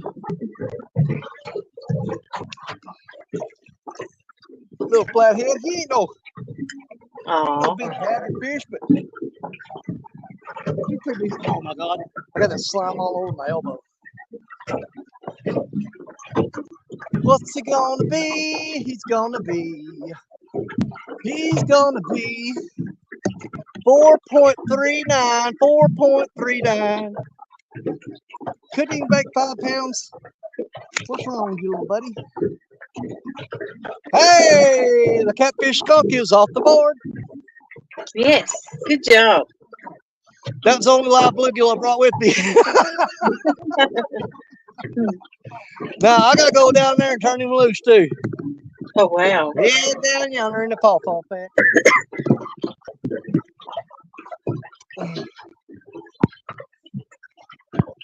Leave yourself solo. Hey, It's your show. Put yourself solo. I don't want to If do we that. could- I want my friends up here with me. Okay. If I want to just listen to you and not see you, I'd go watch your show and put the pillow over my head. I want to hear you and see you. All right. All right. Let's go turn that little fella loose.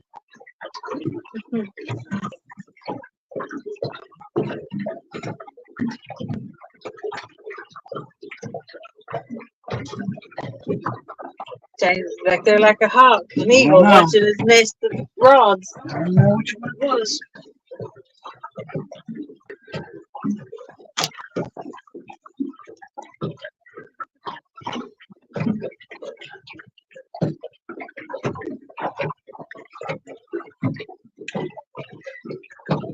I cannot believe you had that on a rod. Me, that's your I rod. am so embarrassed for you. No, my rod's is that tip-top shape. No, you're not. I can't believe you did that to one of my rods. Yeah. I'm saying, and then didn't tell me. That would definitely lose the fish. Yeah, I know. And you're in that tournament Saturday. No. Yep. See if that charge. Nope.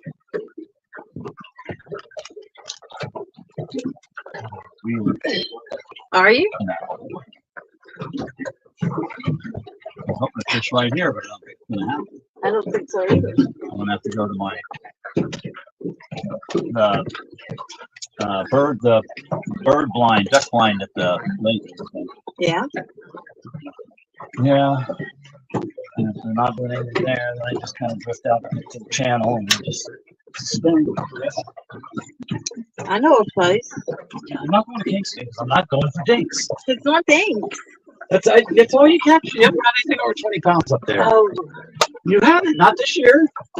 I rarely go. You're there every weekend. Every No, Friday you've been there.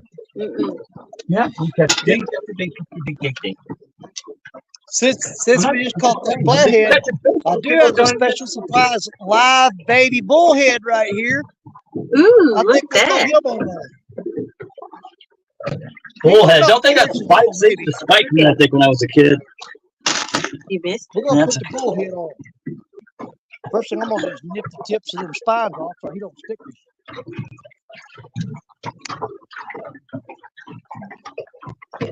Ain't done all that. I ain't getting stuck by no daggone bullhead.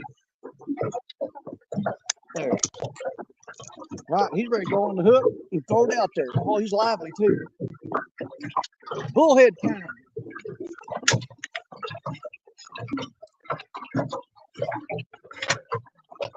Man, that's a long cable. Yeah. Or is it 2 cables? It's 2 different cables. Oh, is it? So you probably got the wrong one plugged in and wondering why your phone ain't charging. Yeah, I would say so. Sorry. Because it's 30-foot cord. Let's see. It goes like Yeah, that. so No, that goes like this. you just are not one for technology at all. No, not really. Hmm.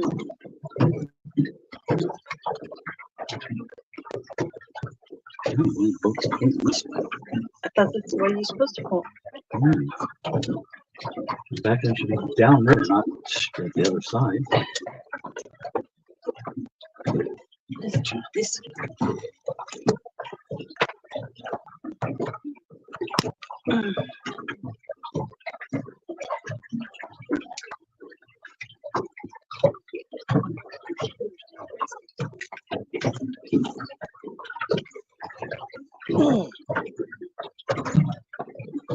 I've been saving that little bullhead for about 3 weeks now, and I finally decided to bring him with me today. So you got your good bait time? Timbalina. It's okay, guys. Good luck. I'll check back later. All right, Tim, we'll be looking for you. You got a ton of slack in your white rod. I mean a ton. Oh, it's running out. It's running out. Hold on. Wait. What's your rod? What's your rod? What? He's going. He's going. Wait for it. Wait for it. Get it. Pull.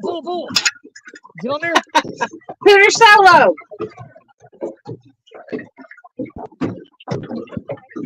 Did he come off? That's probably a guard. Yeah.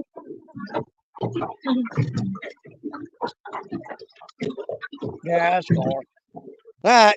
False alarm. Yep, the legendary takedown, and then when you go to pull up, there's nothing there. Yeah, Guard. they put a little pressure on you and then they let go.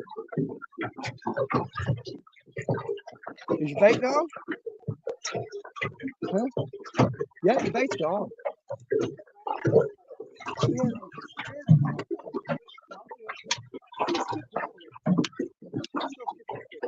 I brought a PVC pipe to try to put in your boat. Yeah, But where is it? I left it outside Oh, that's good. in your fleet. That's good. Yeah. We'll be sure to hook that up today. Then. I don't think it's still charged. There it went. I seen it, the little circle saying it's charging. Yep.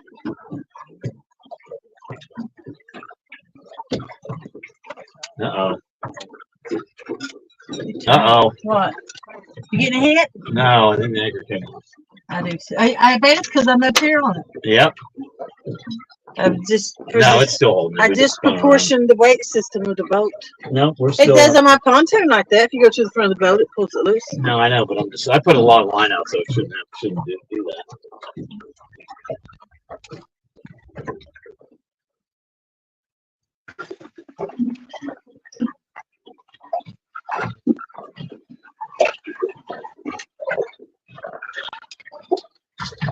You want some nachos? Disgusting. It's like a Funyun almost. They're with the plain potato chip, light, crispy. Here, you want a sand chip? You want to eat the sand? Tell everybody about the bologna sandwich you poisoned me with. I went to that. And the people they think it's so funny. You're trying to do it. You do it on purpose. It was an accident, James. I No, it swear. wasn't. You threw yours out and let me eat mine. Yeah. I figured you can't screw up a bologna sandwich. Oh, well, that was on sale bologna from 2 weeks ago. Wait till Danny goes. No, it's disgusting. I can already feel gurgles. Really? Yeah. I wasn't gonna say nothing, but I only ate 2 bites of it, and I could. Yeah, I ate the whole thing. Why would you buy on sale bologna anyway? They put stuff on sale all the time. I thought No, it wasn't on sale. It was I bet that's branded up has there. to be Look, there's your buddy Brendan. has to be consumed today. There's your boy Brendan. It probably is. Your boy Brandon. Your boy Brendan. And not Brandon Fizzle. Not if anybody's Fizzle. listening. It's her boy Brandon from the bar. Watts Bar. You're crazy. It is from the bar. You got your bar, but He has helped me out. you guys are like Tweedledee and Tweedledee. 2 peas in a pod. Look at this. 1, Hey, dude. 2, 3, 4, 5, 6, 7 boats, and they're all racing to get back to the boat ramp. What's going on? Everybody's Guess getting out of what? here. Look at that. They're all running for the boat ramp. Is there a tournament going on? We got to be there? back for weigh-in. Yeah. You It's know a what? I'm tournament. starting to think you may be right. Their boats are all packed up at once, and they're all gunning for the. Oh, they got that thing down there at the little conservation pond today. I bet you there's a freaking tournament today. Yep. They're all packing up and heading in for weigh-in. That's why there's so many cotton picking boats out here today. There's a freaking tournament. Because there was a All right, couple Danny, here. All right, We Danny, got- I got a story for you. Wait, first off, before he No, tells us, no. it's not my fault. Yeah. Yep, they're Here running we go, for weigh-in. Danny. There they go. There goes another boat. No, there was a couple fishing here when we got here, and they said, "What's going on up there at the conservation? There's a little conservation area right outside of town." Said there's like all kinds of signs up, and there's tents set up, and with like a pavilion deal, and people all walking around there and parked there. I said, "I have no clue." Yeah. With this many boats, and now all of a sudden everybody's running to the boat ramp right now. I guarantee you they had a freaking tournament today. I guarantee they Yep, Yep. that's what they I do should have here. took that flathead over there and won it, because I know them guys didn't catch crap. All right, Danny. So I blame myself. You think I would know better by now? About what? We're getting ready to leave the house. She goes, "You want me to make a bologna sandwich? I'm making me a bologna sandwich." And I'm thinking, no, because everything you touch is toxic. Please And tell I me go, she didn't put "Well, ketchup on it. I go, you can't screw up a bologna sandwich. I go, yeah, Oh, just yes, go you ahead and can. make me one. All I want on it's just mayonnaise. So we get in the car. I get my bologna sandwich. I start eating it. I eat the whole thing. We get down to the boat ramp over by my house, and then she's like going, "You didn't eat that bologna sandwich, did you?" I'm like, "What?" She goes, I tell me you didn't eat that bologna sandwich. I'm like, "Why?" I said, don't eat the bologna sandwich. Yeah. After I ate it, and I go, "Why?" She goes, "Because it was day old bologna I bought, and when I tasted it, it didn't taste right." No, it was on sale at the store. So she's trying to poison me. I did say you eat it. I ate it. Where do you think it is? I thought it was in your bag, No. but So she makes 2 bologna sandwiches to psych me out, make me think it's okay. I eat mine. She throws hers away. I wouldn't eat that. Hey, wait till next week. Jody's going to be doing. I have never. I will. I won't even eat. I won't let her unwrap a candy bar for me. Dude, next week, Jody's going to be having the In Memory of James show Yeah. on her new boat. Yep. It was a bad bologna sandwich I poisoned him with this time. It's not my fault. It is your fault. You bought day old bologna and then you get. It was in a pack sealed. It was on I sale. am not. I'm telling you, I won't even let you unwrap a candy bar for me. He's like, if that makes me sick, I'm not even going to eat a tater chip you offer. She does that stuff on purpose. She's trying to poison me. You can't even make a bologna sandwich. Would you Son think of a you gun. think I want bad bologna? What am I going to eat now? My bologna's bad. Oh, nice. I'm glad you threw your sandwich away. She goes, that didn't taste funny to you? And everybody thinks, oh yeah, Jody James he's joking. She can't be that bad. It is that bad. It's worse than that bad. Was the deviled egg good this morning? I only ate one, and then I went in and had an allergic reaction. I don't know what you can put in a double egg. I'm not allergic to anything, but that thing wiped me out. I was in there sneezing for a half hour. 25 sneezes. That was your record. Oh, yeah, because that's normal. Well, before it's 21. But you beat it by 4 today. Yeah, that was right after your stupid egg. Jody, I did hear a rumor that you were getting in the catfish cook-off at CatCon. Yeah. Yeah, I want Boy, to. that place will be deserted Saturday if they do the cook-off on Friday. I'm going to have to start practicing, James. Yeah, not on me. I'm telling you, I won't eat a candy bar if you unwrap it. Trick or treat. No. Who buys day-old bologna? It was a day off. No, we're throwing this out, or you could buy it at a discount. I'll check the date when we get Oh, back. you better not. It was on sale $1.50 a pack, which is a really good deal. Yeah, what a good deal. It's because it's expired. I'm telling you, Danny, she's trying to kill me. It sounds like it. Who makes 2 sandwiches and then throws her away and let me eat mine? Well, what It's my baffles mistake. me- Like I said, it's my mistake. I should have known better. I'm telling you, that's where I'm headed with this.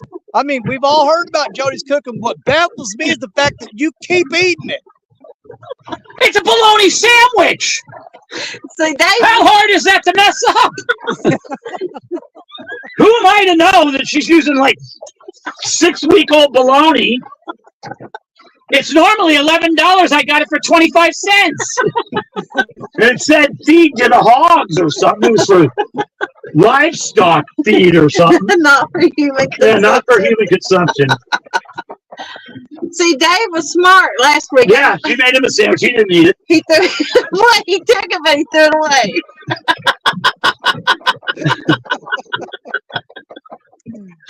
Oh, you didn't eat that right after I finished chewing up the last bite. Yeah, I'm telling you, but my stomach's gurgling. I already don't feel good, man. I don't know how you didn't know it was bad. Yeah. I ate 2 bites and I knew it was bad. Yeah, how stupid of me. And I was already burping it. Yeah, he ate the whole thing. Isn't that funny? Okay.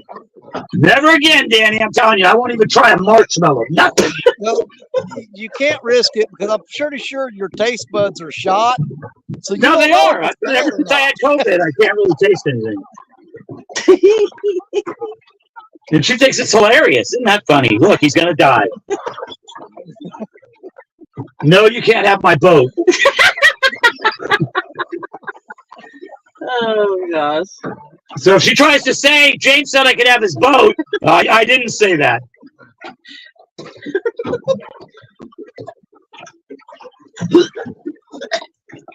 It wasn't that bad. I got You would already be sick from the bologna. if it's no. sick. Unfortunately, my stomach processes it. Just my intestines can't handle it. I can't believe you do that to me. 25-cent bologna, This is $1.50. and it's over the $11. No, You this didn't is think not- nothing of that. It's like usually 3 something a pack. You didn't see. Well, it's well past its expiration date. No. Was it green? I bet you it was green or blue. No. Yeah, I'm looking at that pack when we get back. I'm not telling you. If it looks suspect at all, you're leaving. I threw the wrapper I'm gonna do away. the ET thing. Jody, go home. Go home. There's a boat. Yeah.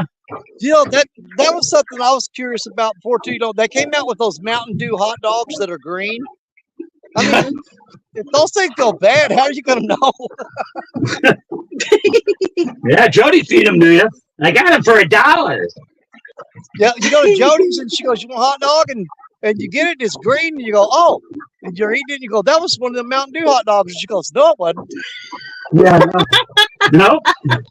They were on sale. I'm gonna puke. I am. I'm gonna get sick. I'm gonna have the runs for 2 days. It wasn't even a brand store either. Oh yeah, great. Yeah. Keep His talking. little mom and pop store. Jody, go home. Go home. Don't break out the ET. It's not. on me. It's not phone home. It's go home. You ain't gonna be welcome over here anymore. You come over, I'm gonna have to frisk her, make sure she don't bring any contraband into the house. What? Any type of food whatsoever you can't bring in the house. Well, your son told me not to a few weeks ago, and I didn't bring nothing for like 3 weeks. I should have backed him up. That boy's running late there. He better hurry up, or he gonna make way in. I told my son, just try it, be nice. No, Dad, I'm not gonna try it. I thought, oh man, I'm telling you.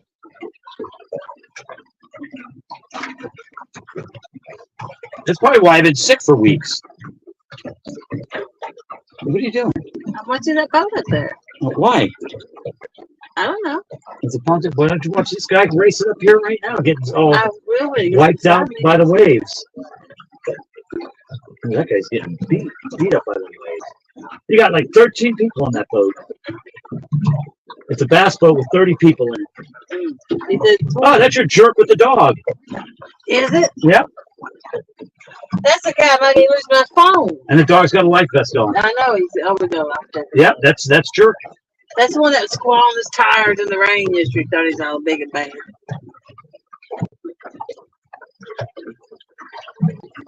I bet his dog's a jerk too. Yeah, I'm gonna have to go up there and wake wash.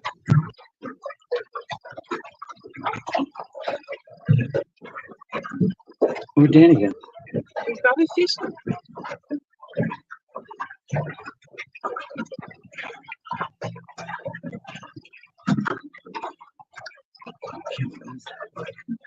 Got me with the bad baloney. And I even said no at first, and then I thought, no, she can't screw that up. It's just a piece of bologna on bread. I mean, how hard is that? I didn't know you're gonna use toxic bologna. When I get home, I'm throwing everything you bring in the house out. Wait.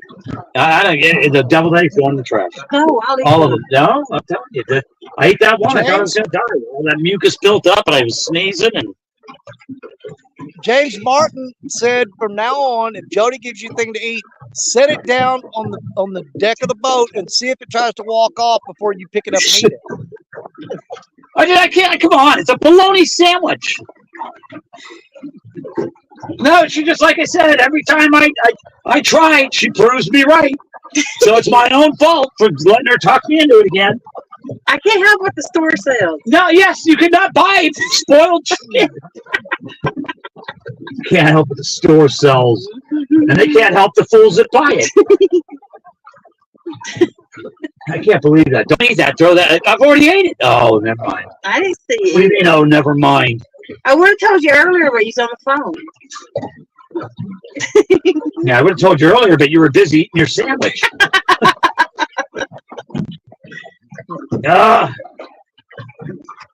I'm telling you, anybody tries to give me a bad time about not eating your cooking again, I'm gonna block them or ban them off the whatever live feed we're on. They're going. I have every right not to eat anything that you It touch. didn't make you sick. Not yet. Okay. Oh, I'm sure I'll be blowing out the bathrooms in the house, chipping the porcelain up. It'd be like Dumb and Dumber. It's not even funny, and you just laugh. I'm I got to eat rancid I'm bologna. not laughing. Yeah, you are. You're smiling right now. You can barely contain yourself. No. Hey, no. Daddy, I got James to eat rancid bologna.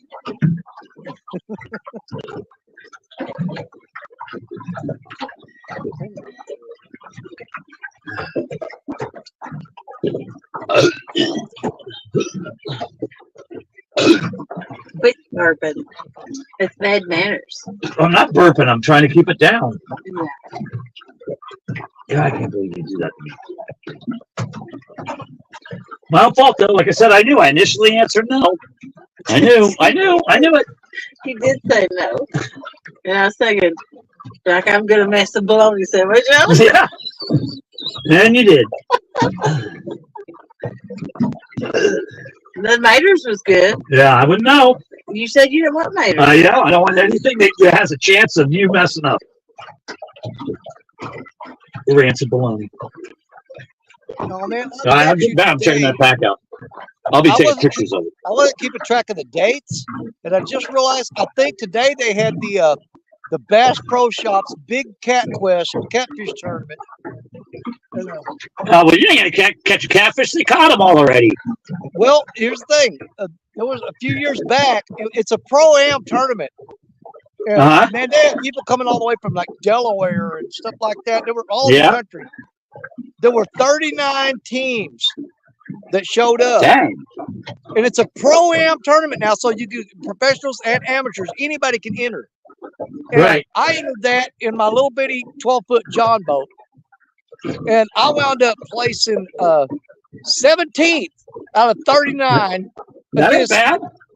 Dude, there was guys out here that had boats like twice the size of yours, and I beat over half of them in a 12-foot John boat That's good. with a 5-horse Johnson on it. Yeah, you weren't beating them to any spots. I had the home team advantage because, man, I tell you what, I was watching some of the spots some guys were going, and I was like, you ain't gonna catch nothing there.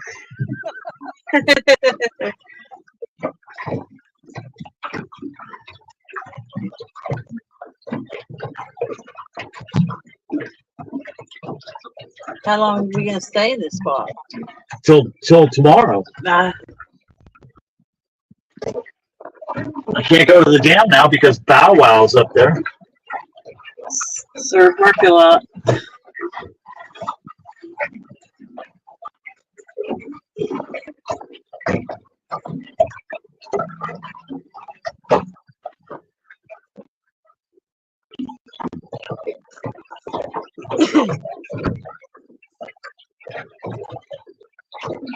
Can you hear us or did I lose audio?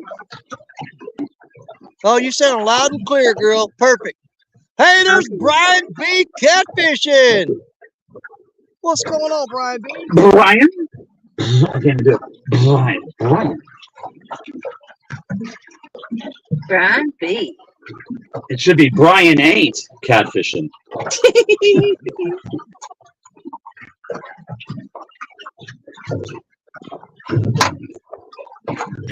Yep. The wind, the combination What of is the that wind and that. clapping? It must be your clamp up yonder. There's no clamp. There's something up there hitting. There's not. It's up in this. Oh. Something rolling around the shelf. Yep, something. Ain't that? Yeah. Wait, I thought I saw it. Now, which one? I don't know, I just saw the rods moving. They're all moving because we're getting wake washed and blown. We're on the spin cycle here.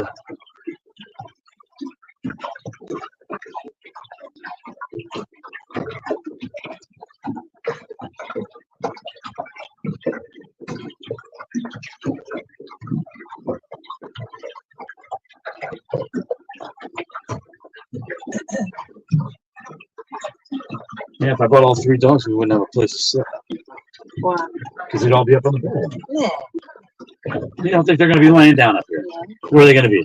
I'm not gonna stand and sit on the floor. Yeah, No more. you feed me rancid bologna, he'd be in the boat. You have to let me use your boat. I didn't bring mine down this weekend. I don't know. I got to do anything. Yeah. dang. Did you feed me that box of poison stuff? It's got to be intentional. There's no way it has to be intentional. I'm sorry. Yeah, that's what you say every time. I really am. Oh, yeah. What? Wipe that smile off your I'm face. not smiling. You're smiling. I'm sorry I fed you bad belonging. You're not never again. You're not going to feed me nothing. I could be in my deathbed. I could be in the desert dying for water, and you could come up with a glass of water, and I'm not touching it. You'd be, oh, I gave you that water? Oh, I'm sorry. That's the wrong water. Okay. Yeah. At least you're consistent.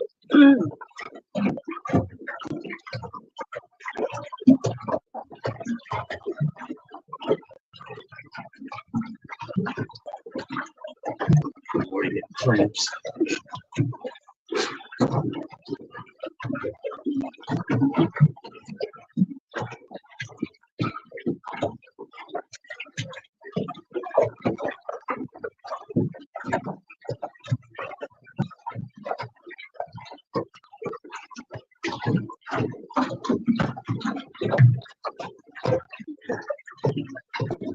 You know, when I used to fish on a boat at night, the sound of them waves slapping on the boat would knock me out. I mean, I know, that's what I was saying earlier. I'd The sit waves there in lapping a up chair, against the listen to boat. those waves slapping on it, and it just put me right to sleep. Yeah. Just lay out here on the bed.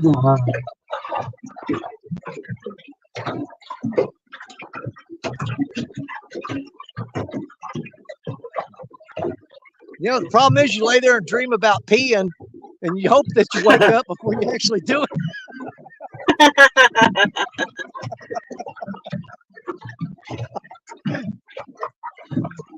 I'm sure if I went to sleep right now, I'd have nightmares from bad beef.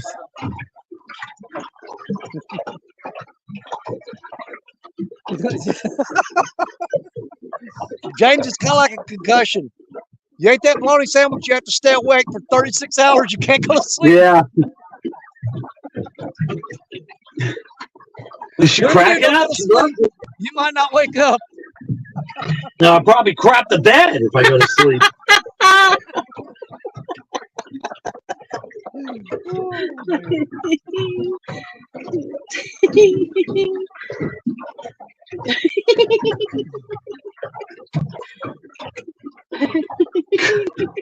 Yeah, they're cute.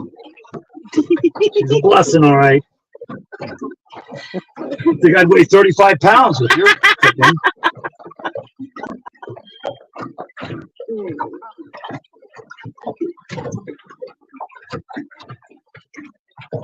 I was wanting to try to make them baked beans like Chad's done recipe up. Yeah. They had, If it involves a stove and you, there's no. they had I'm telling you, I won't even eat a candy bar if you unwrap it.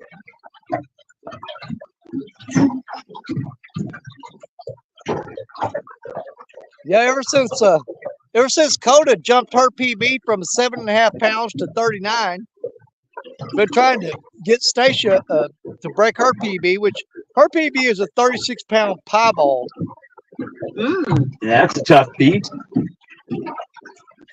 that's impressive. Yeah, that's a bonus fish. Yeah. That was her first fish she ever caught in the Mississippi River, a 36-pound Wow. piebald. Yeah, That's a she goes, daisier. and it was around the first couple weeks of October. So she's getting really fired up about going fishing now because she knows she caught her PB in the first couple weeks of October. When she did it, she wants to get back out there. Yeah. Right now, Coda's ahead of her by about 3 pounds, so she's got to catch Coda.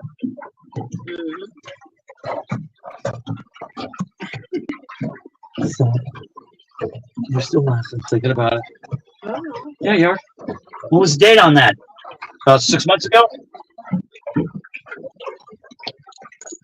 Hakuna Matata. Yeah, no, it's not. It's a puka alata.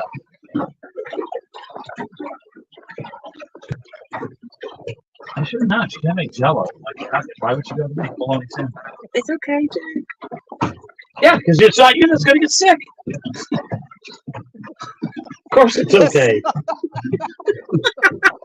She's like, I see you in there sick all the time. Yeah, you're used to it. It sounds like I know where that word comes from, the movie and everything. But it does sound like something the doctor would say to James. We rushed him to the hospital and said, "What's wrong, Doc?" He said, "You've got a bad case of acute Akuma Matata."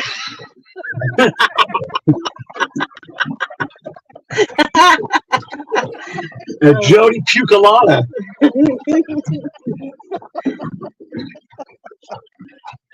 I've never seen nobody get sick on a lime except for Danny. And I don't think he actually puked, but he took a sniff of that. Oh, I still have some of that Wait, bacon. oh my God, that was so horrid.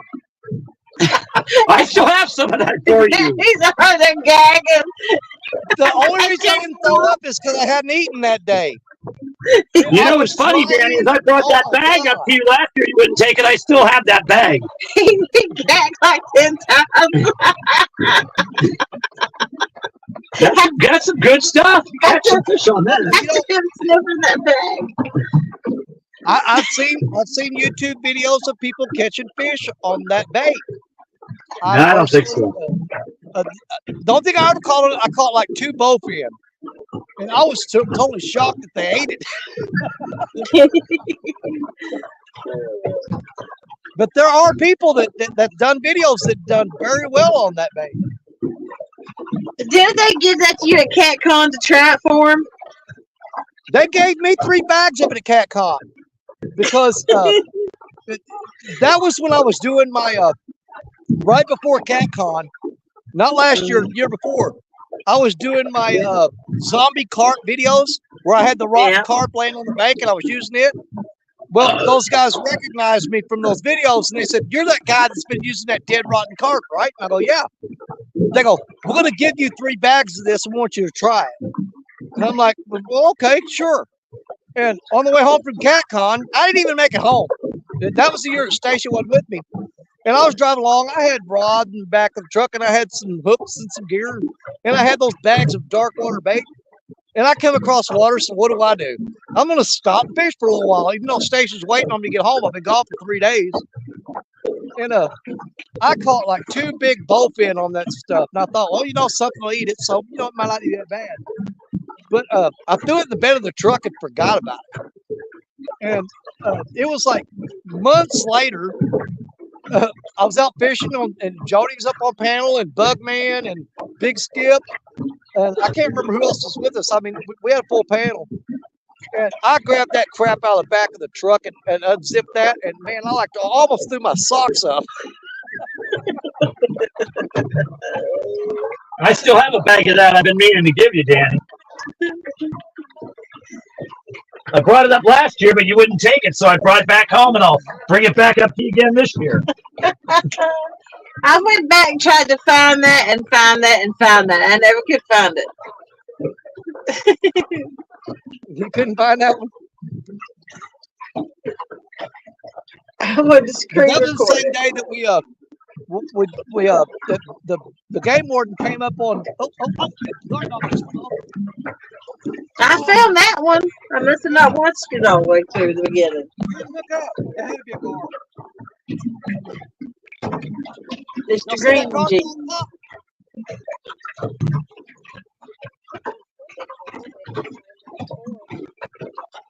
He pulled up guard dog and made it pop, but that had to be a guard. That's the catfish you would have hooked up no problem.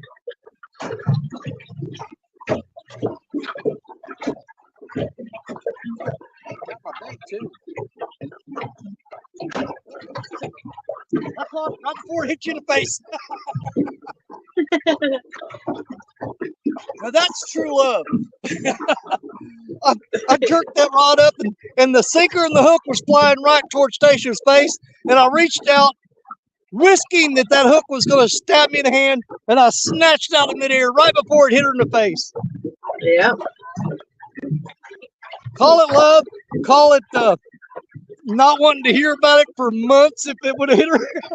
Yeah. Years. I'll take the hook to the hand. Smart man.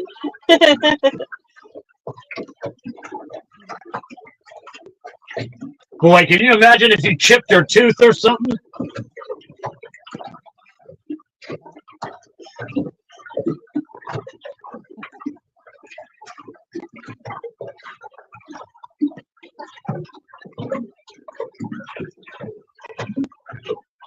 I thought carrots made them fish bites. Yeah, How come they eat those? because you fed them all that food last I night. didn't feed them squat. That's you. You Fed them like 15 skipjack. keep feeding them every night. Really, they're full. Fed them already 2 nights in a row. The current would take that stuff so far away. That could hurt. Very little.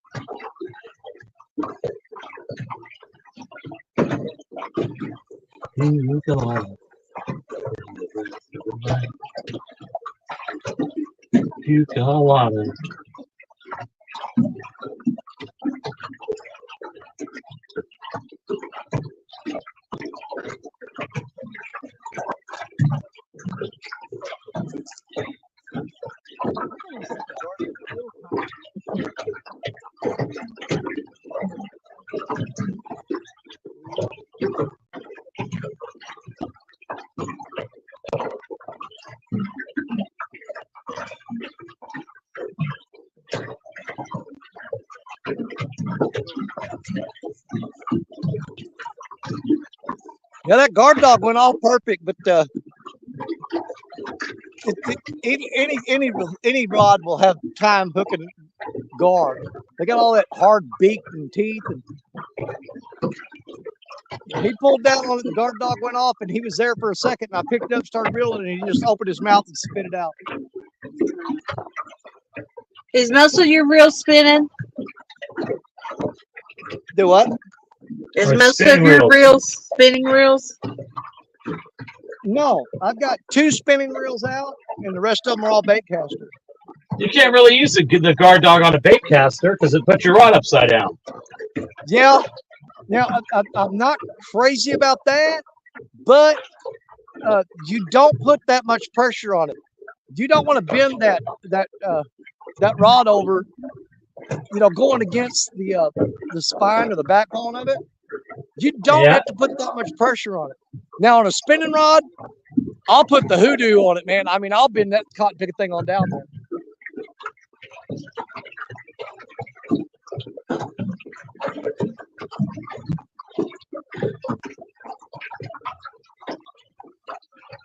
But if you set them up properly,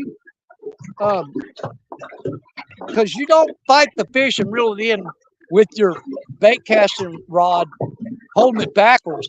That's just the initial hookup, and it has no problem with that. Doesn't hurt the rod. Gets good hook set on it.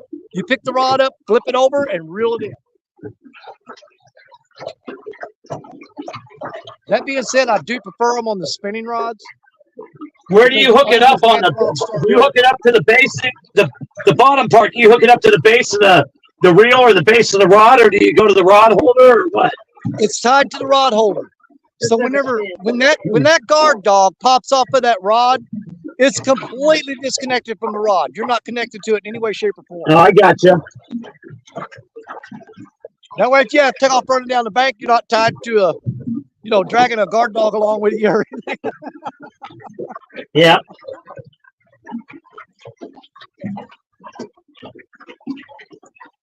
What? That's all you ever do anyway out there. I need to sip that little item too. I'm sure they won't mind you snoring. I can't sleep for 36 hours because of food poisoning.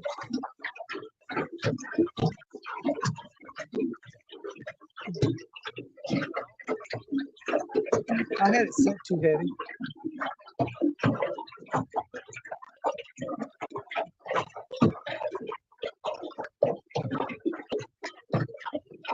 Now, once you get the guard dogs figured out, they're great. One of the hardest things for me was figuring out just getting the sensitivity set on it perfect. Because I always start off in the middle and work my way out from it, but I had to work it out where it was lighter and lighter and lighter, and you find that happy spot. But of course, you go to a spot where there's heavier current, you basically got to start from scratch and readjust everything. But it's not rocket science. Once you figure out the basics behind the guard dog, they're easy to work with. And I'm not sponsored in any way, shape, or form. No, I hear you.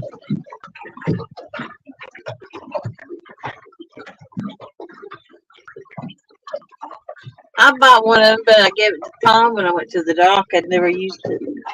You bought one. Have you used yours yet? Yeah, I got it right there. It's in the tray. Yeah. I was gonna put it back up. But like I said, I hadn't figured out that sweet spot yet. Yeah.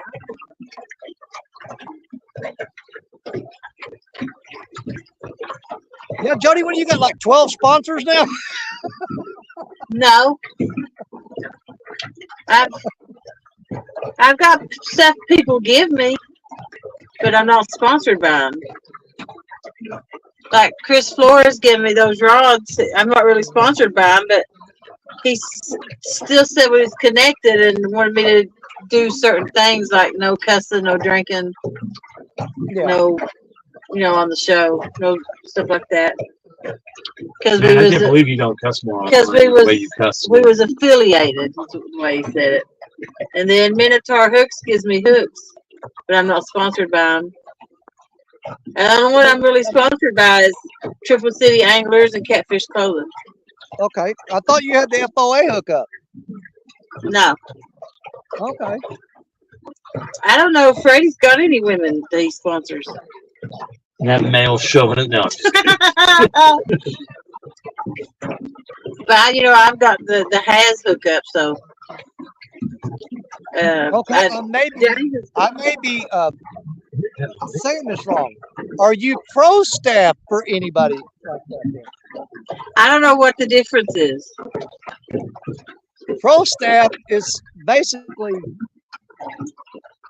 you know what? I'll have to call you after I figure it out. Yeah.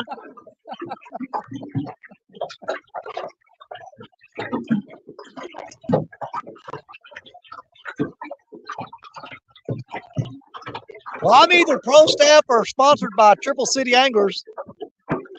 I ain't never figured out which one it is. But you go to triplecityanglers.com, use DSO 10. That little flathead I caught a while ago, that was on a Triple City spook with a Triple City hook. There you go. I like them Ernie the Hog Snatcher hooks. Oh yeah, I do too. The And straight I've had lots of people send me stuff, and I wouldn't use it. Yeah, she gives it to me. If I'm not willing to buy it myself, I'm not going to use it and promote it. So that's how I work it. If I won't pay for it my own self and to use it, I won't promote it.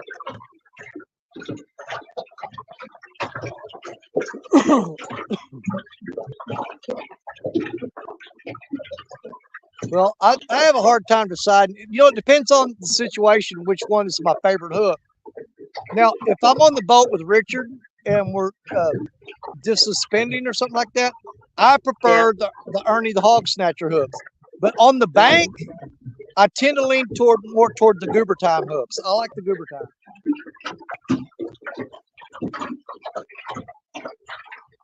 I like the Hog Snatcher and the plain circle hooks he's got.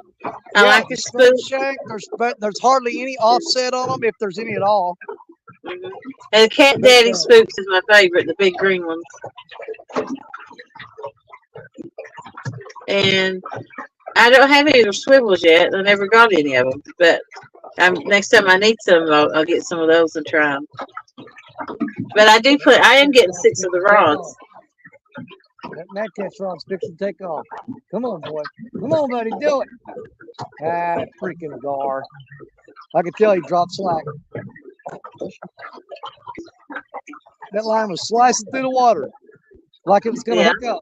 As soon as he got a little tension on it, he backed off and dropped slack.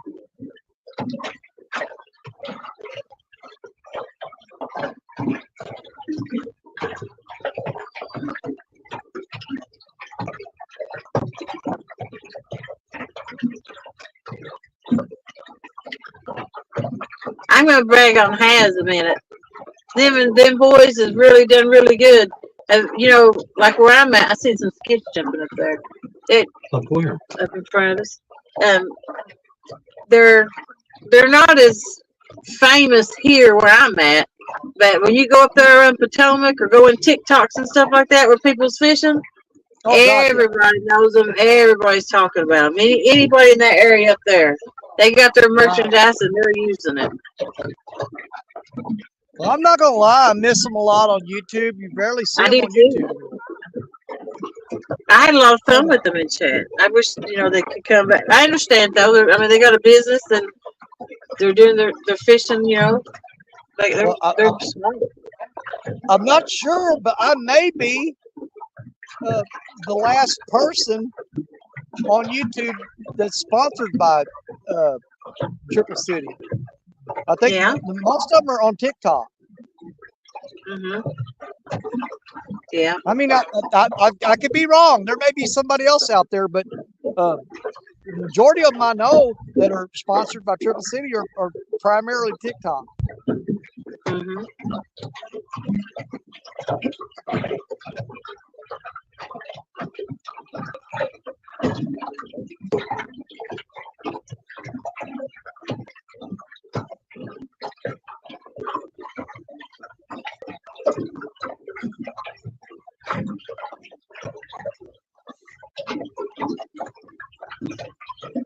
Holy crap, we got 43 people in here. We need to catch a fish.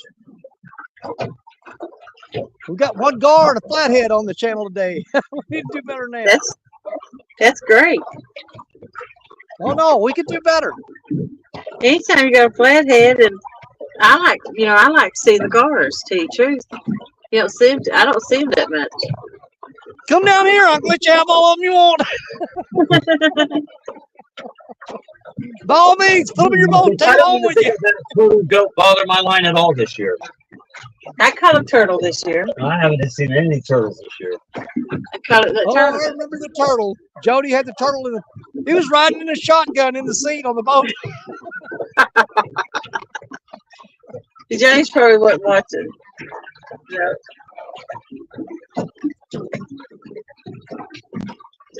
The funniest part about it was you was on a delay, and you like 3 minutes later you'd be saying a comment about something that happened 3 minutes before. Hey, those damn little boys.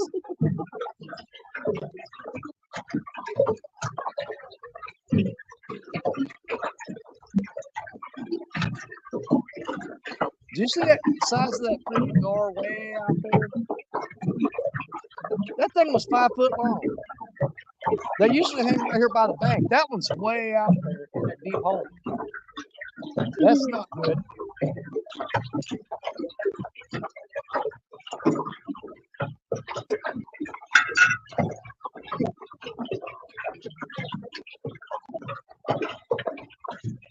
You know what? Last year, as soon as October got here, it was about it. The last big fish I caught here last year was September 30th. And that's when I got my 57 PB. It's dried up. Yep, it's dried up. It's only good for 2 months. Pretty much it's the month of September. August, September.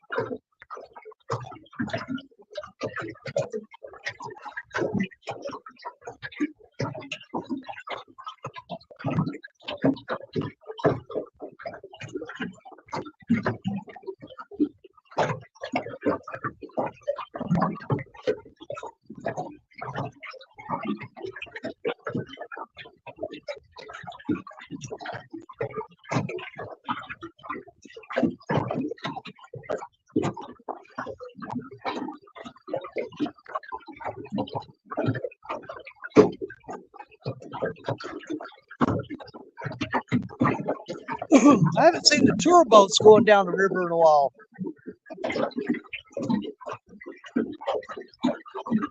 The tour boats. The tour boat, they do tours. You take like a Tours? vacation. It's almost like well, it's cruise. It's a cruise on the Mississippi. Tours and they doing Tour. How you really a tour boat? tours. Tours. Yeah, these are big giant ships with hotel rooms on them and stuff. I think it's like $2,200 a person. You go on like a week cruise on the Mississippi. Mhm. You can do the lower up Mississippi, the central, or the upper. They got 3 different cruises. And I'll tell you what, you eat like kings and queens on that boat. Yeah, it would be fun. But that one snooty old lady that day they were down here at the dock and we walked up and talked to her. I said, how much does it cost to take that cruise? And she looked at me and said, more than you can afford. I'm like, Wow. yo, Heifer, I'll push you in this river.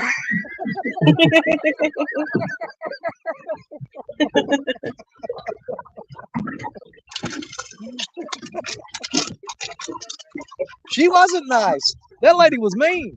I bet you they pulled off and left her here too. Yeah. No. We could have been multi-millionaires just like dressed like bums. I don't know. The ones that really do have the money dress like that. That's how they keep their money. They don't spend it.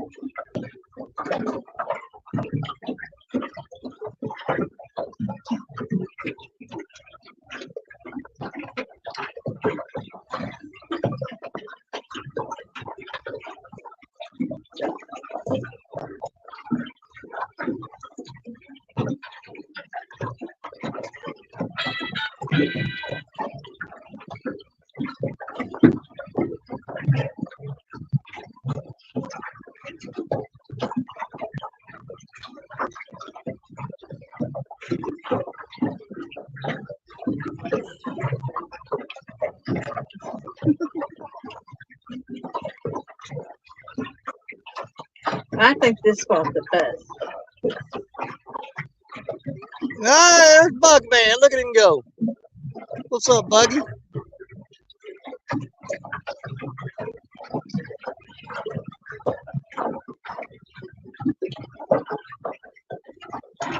We go down from right to down.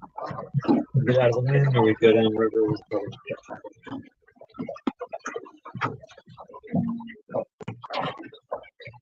Put sparkle lights up there. I say go down.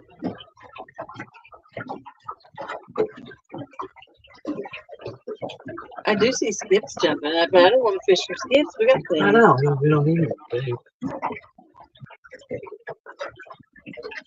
They're right in front of us. Where that ball is. Yeah, they're by that ball up there. Yeah, that's not weird. 50 yards, 100 yards.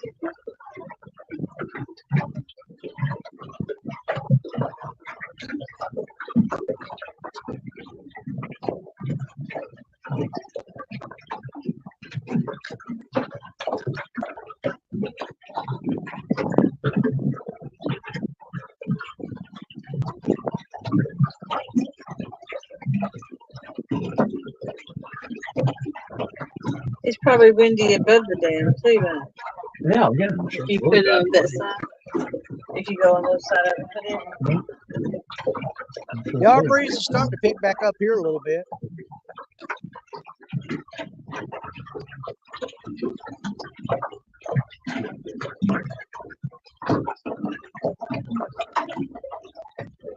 Yeah, I'm thinking I'm going to fish two stand show in the morning, but I got to figure out where I want to go.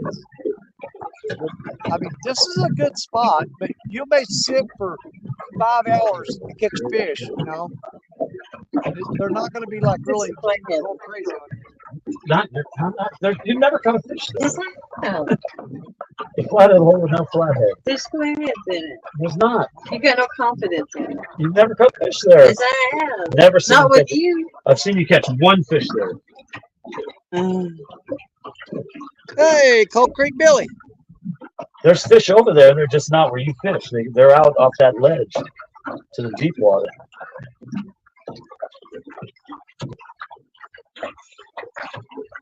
Hey, Billy.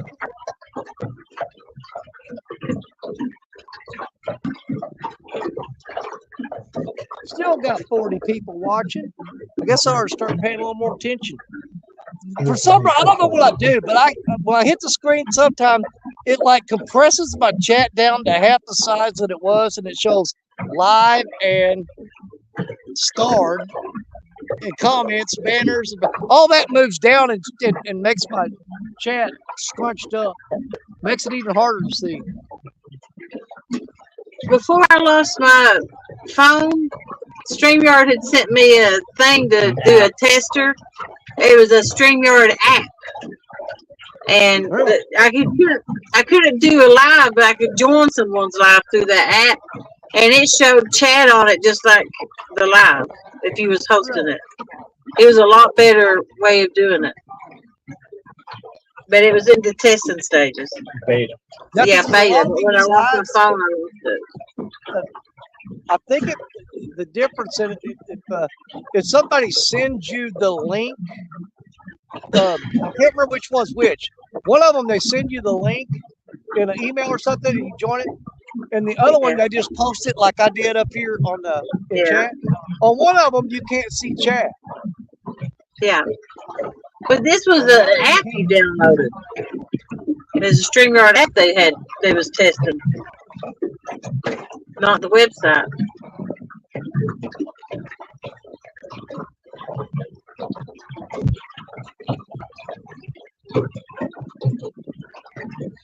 Yeah, this particular spot we're fishing right now, you never know what time they're going to bite, but you can sit here for a long time and they'll just turn on like a switch, and it's just different times of the day.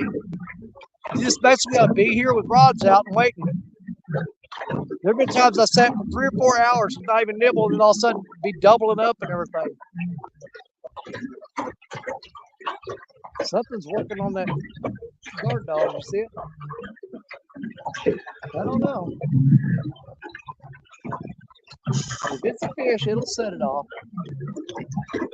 It's sure swinging in the breeze, isn't it? But the line got tight.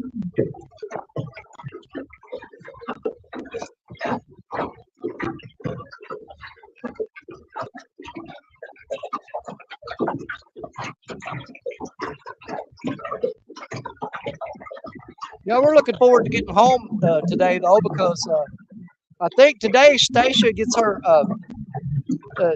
she gets her Damn River Boys shirt, but it's the Damn River Boys shirt, and the letters are in green. It says Damn River Boys, but then the word boys has an X on it, and it's got the word girls underneath that in pink. Yeah, I think her shirt comes in today.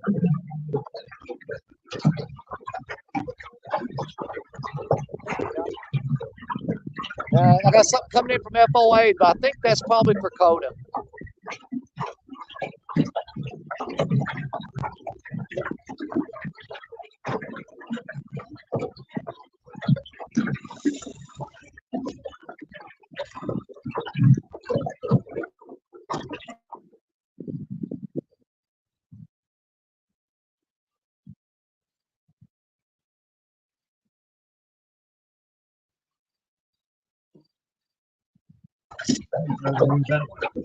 Danny, Yeah.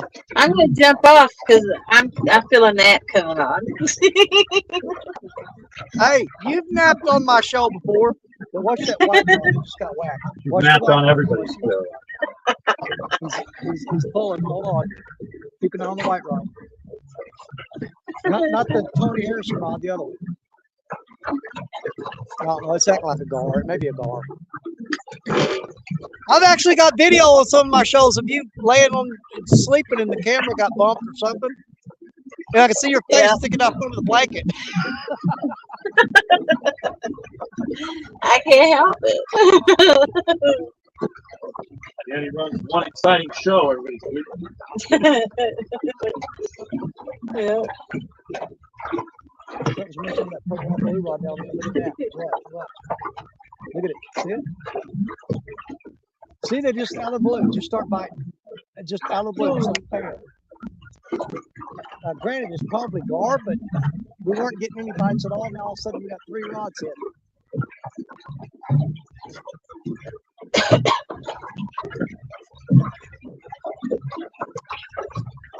They come through in waves.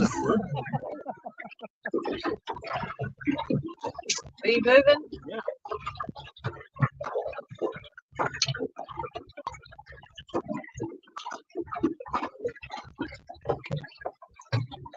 All right, Buggy, have a good time at church tonight.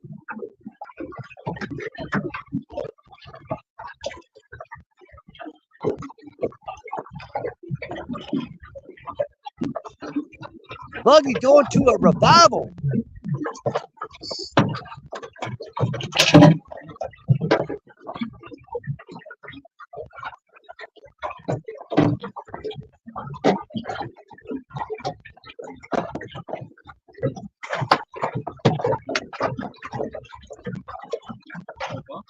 See, every time I think about reeling these rods all in and putting fresh bait on them, they'll start biting.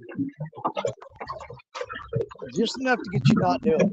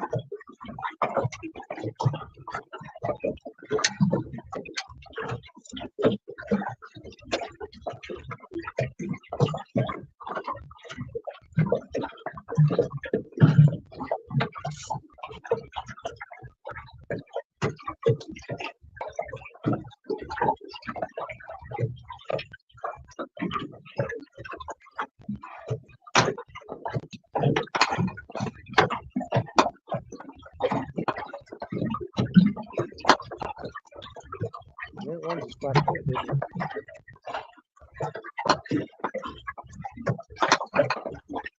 Yeah.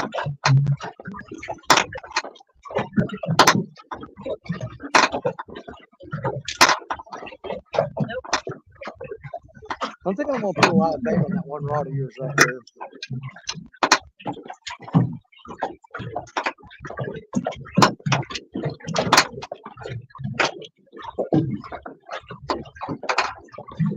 Ashley Brady. What are you doing?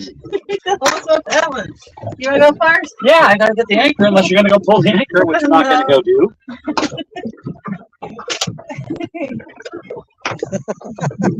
Damn River Boy said Danny gonna look cute in that purple shirt. No, Danny won't. Hey, I'll wear purple. I'll wear pink, peach, any old color. I don't care. But if somebody says something to Stacia or Coda, I'm not gonna take it from them. But yeah, I'll wear pretty much any color shirt. Don't bother me.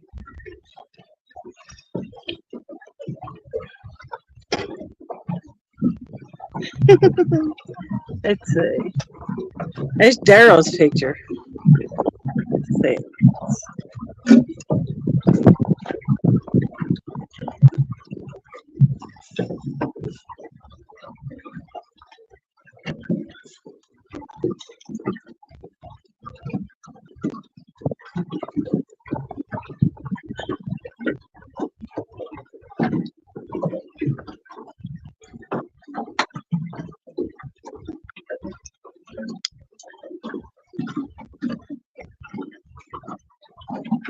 time is it? It is 4:05. We're probably gonna go till about 5 o'clock. Because I'm sure Stacia wants to get home. She don't like to stay out here for long extended periods of time like she used to. Unless we start getting on a bunch of fish, then we'll make a negotiation about staying out longer. Right now we're gonna set the clock at 5 o'clock. It's 4:05 right now. So we'll give it another 55 minutes to see if we can't get on something. Oh, we're definitely gonna leave here before dark. We gotta cross that muddy road, and I don't in 4-wheel drive, and I don't want to miss those ruts and hit them and get stuck. I'm leaving out in daylight. You try to get out of here in dark, you're gonna get stuck. It ain't scary. It's just really aggravating.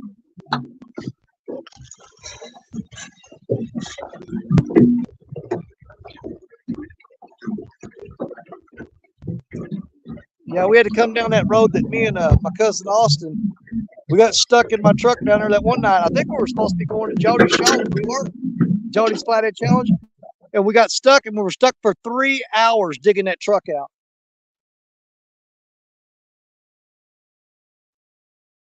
And it rained here, so that road's just a little bit messed up right now. You do not want to try to drive it in the dark. You'll get stuck for sure.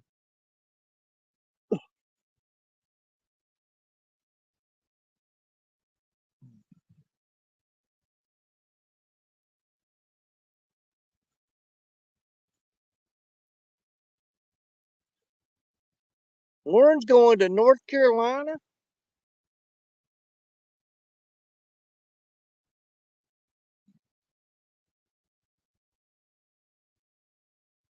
I think something stole the bait off that rod, and that rod.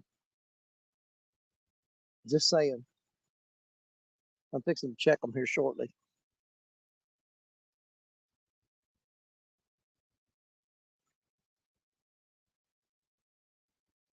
Yeah, we'll go to 5 and then we'll call it. You might be able to get on a catfish before then. I know I got slack in that one rod with a bullhead on it. Oh, yeah, it's only about 35.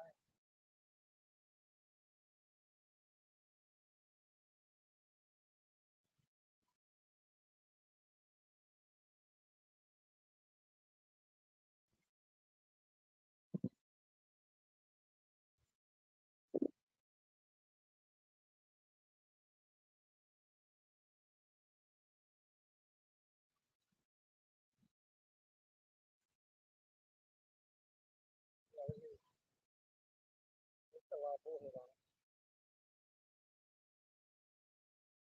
Now, there was that one time back in February, I had that rod laying on the bank and rolled up. It was a 6-foot down bluefish.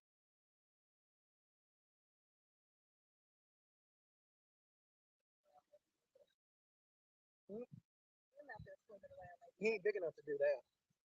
He's only about 3.5 inches long. No, that little bullhead can't move that backcast rod like that. That's a medium heavy rod.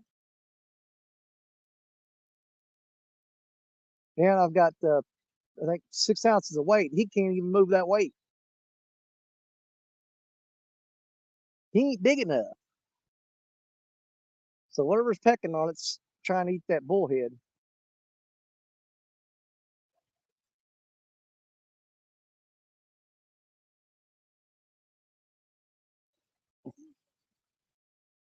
Are they moving?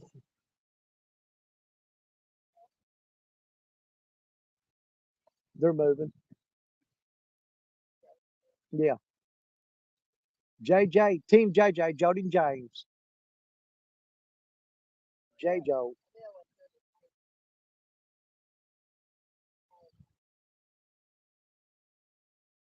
Yep. Hmm? So I'm getting sleepy about like 2 of them. You got energy drink? Drink it. What kind is it? Which one? The vanilla one or the sweet black? I haven't ever tasted. Well, try it. If you don't like it, I'll drink part of it.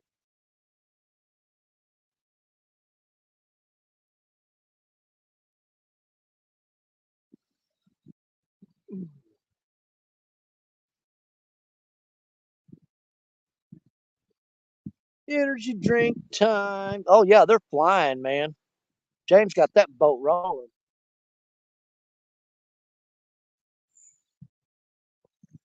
Danny, you can reel in your slack with the guard dog setup if you need to.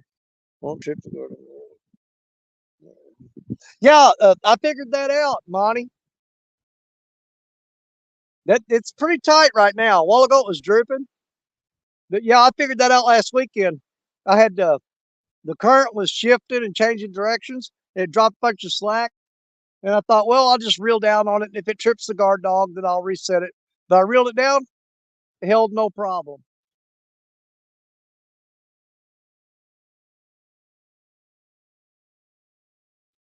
Yeah, I just popped it out of that fork, reeled the slack up, and then set it right back in the fork again.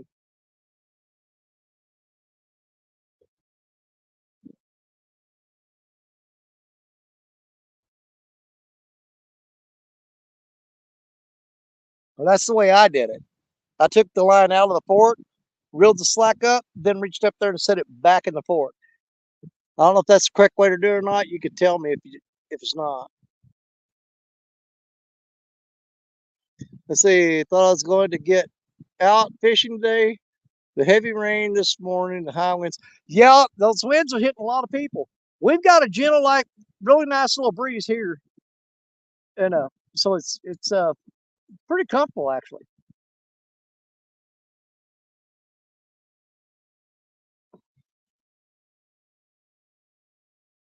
Look at that, something dropping all that slack in that guard dog. Look at that, look at that. He's going the other way.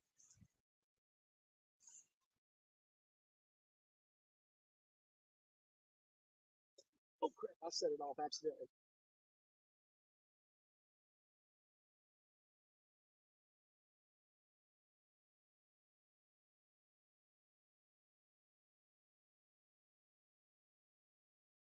Ooh, I need to loosen that drag. That's gonna not good.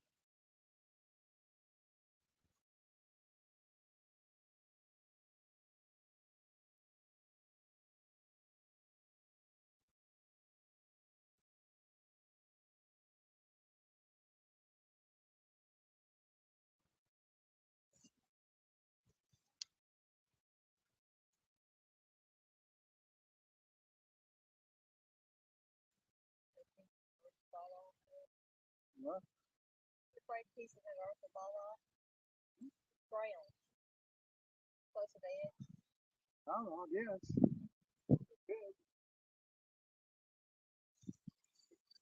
That could. Yeah, I was standing a little bit too close to the edge there. It could cave off and me fall in the river. I wasn't watching what I was doing and I walked out there too far. But that's what I got you here for.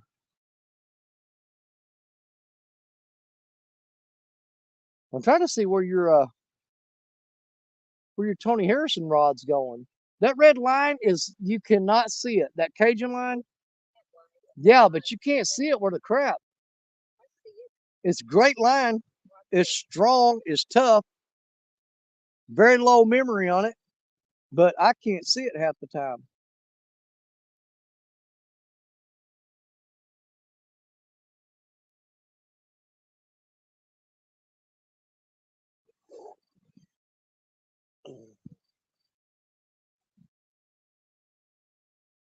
Let's see. Dropping slack is the only thing that it won't work with.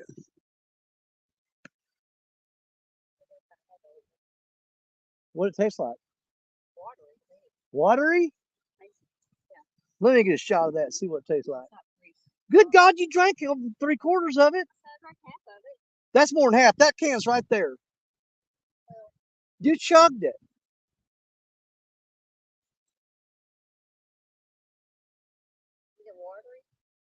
Yeah, it tastes like watered down coffee with sugar in it. What it tastes like? It's got a bad coffee aftertaste. It's diet? Oh my God. No wonder it has no flavor. I'm gonna be choking this down just so we can carry the trash out of here. Blech. It's not that bad, but it's not good. Yeah, it's not bad. It's just not good. I like the one that Cold brew Monster Nitro. This is the sweet black coffee. Ain't nothing sweet about it. It's diet. well, it still tastes good. Yeah. Your idea of what tastes sweet, my idea of tastes sweet, because that's like saccharin or some crap. That's not sweet. Borderline nasty. Ugh. But I'll drink it. Maybe. That's all I need is a little bit of energy. You're being counterproductive for yourself because you want me low energy, so I'll be ready to get out of here and go home. And you're going to hop me up on coffee? Not smart. Here, put that in the trash, please. Got it? Don't let it roll down the river. There you go. Good job. Thank you.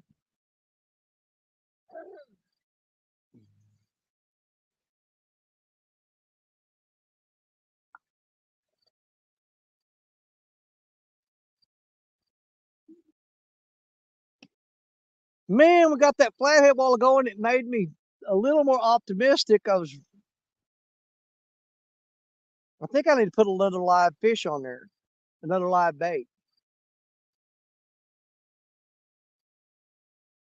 Although we got the live bullhead out, and something's chewing on it, but it's not eating it.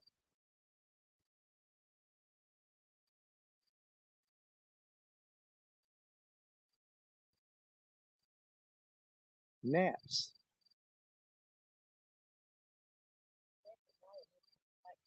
Yeah, them black flies are murder. Them things bite like pinchers on them or something. Huh? They bite little chunks out. Yeah, they'll bite a chunk out of you and leave bloody spot. Them little black flies ain't no joke. The cotton pickers are mean.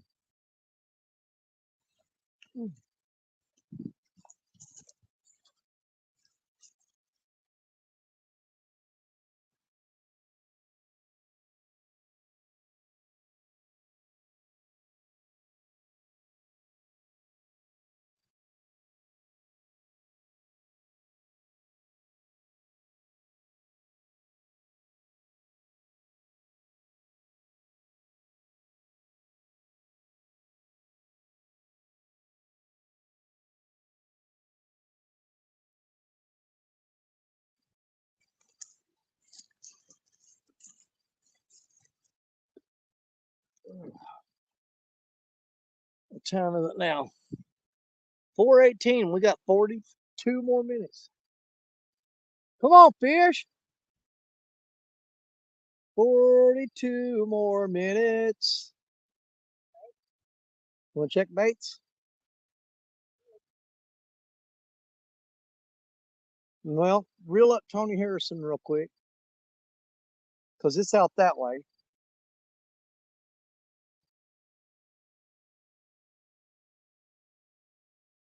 You should be under everything, I think. Are you under that line or over it?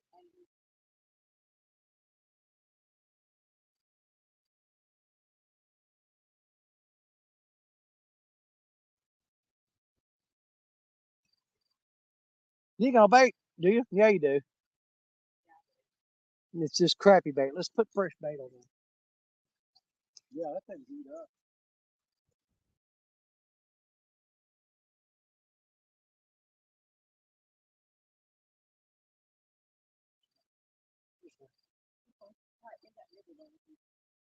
This one? Yeah. Go up and see.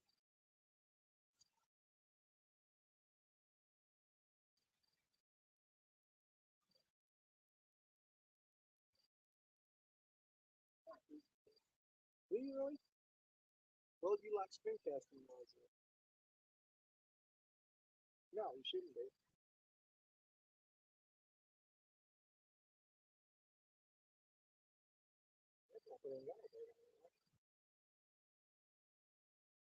No,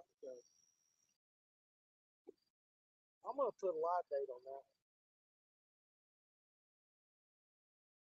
Holy crap! Look at that. That's me. I knew something. Something ripped that skipjack head all to pieces. Look at that. Pulled it out of its skull.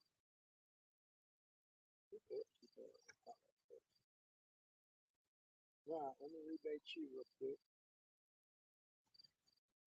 You want a live bait on one of them?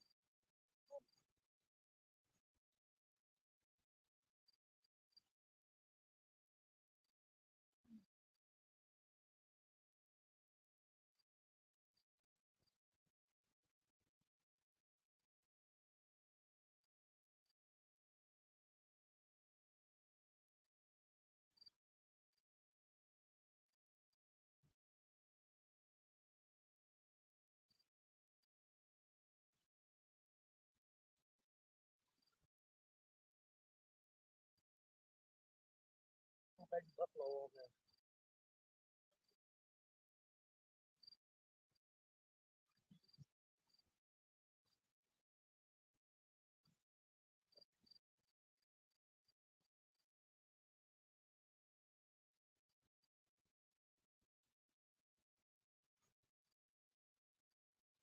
Huh?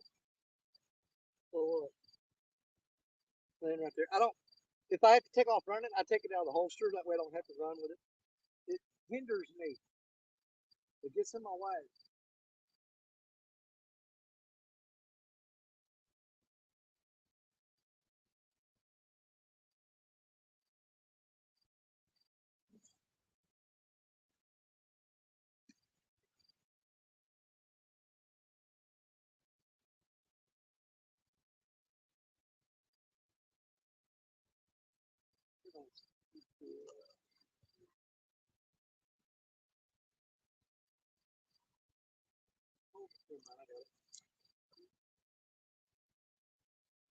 We're gonna move this. Definitely.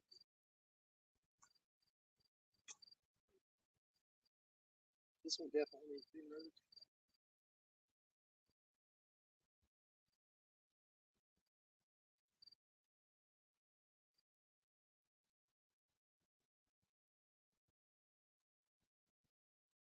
I think I just put it.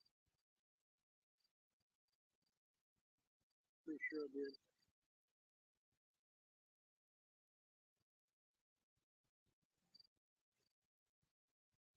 Yeah, that's why I need to move them.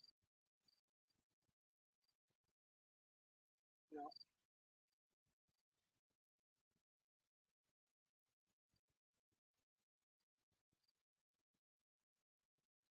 that's gonna be a miss. Hold that. Good God, what did I do?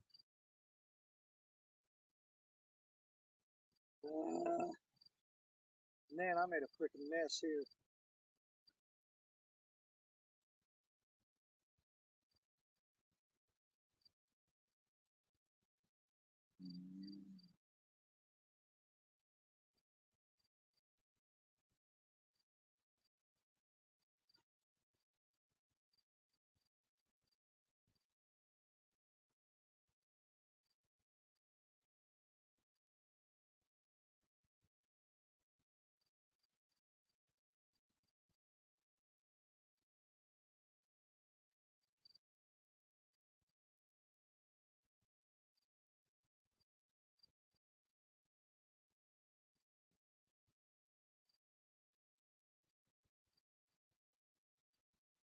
Yeah, this is bad. I'm gonna have to cut some stuff loose. Yeah, I got that all tangled up. I gotta cut it all loose. Hang on. There. Yeah, I've got a bad mess here.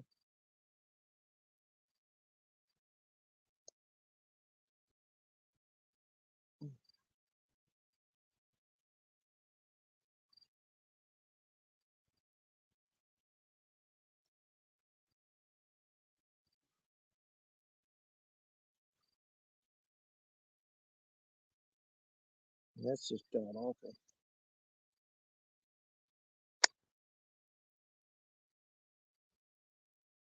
That rod's loose. Hang on.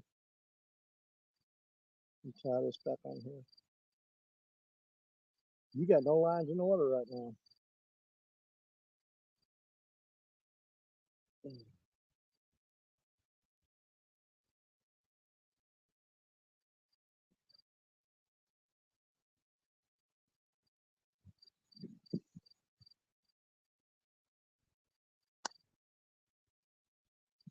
Oh, let's see if I can figure this out.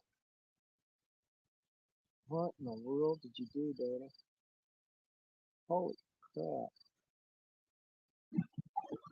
Hey, Danny, we're gonna be busy a while trying to find a spot. We're gonna jump off. Okay, hon.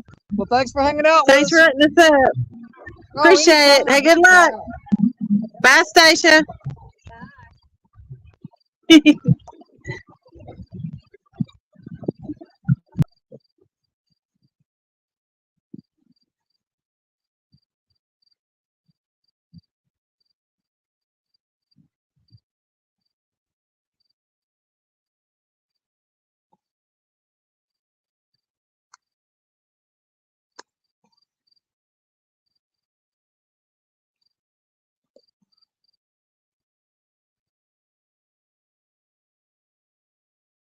If I catch a fish on any of those other 3 rods here or other 4 rods while I am rigging yours up, those are your fish. So if that rod goes down, including Black Betty, if they go down, you get them. Because I'm going to be tying. Well, actually, I'm almost done. But either way, if it happens while I'm doing this, you can grab those other rods. All right, that one's done.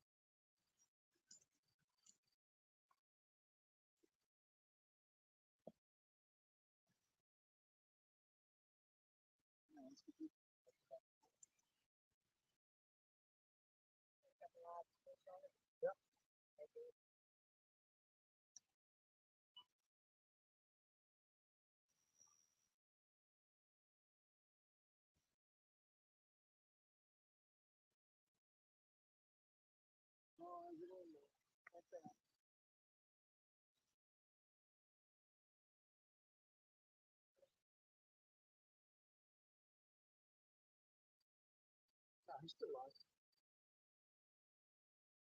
All right, then. Now we can get you back out there. Here goes your live fish. You want to throw him as far as you can out.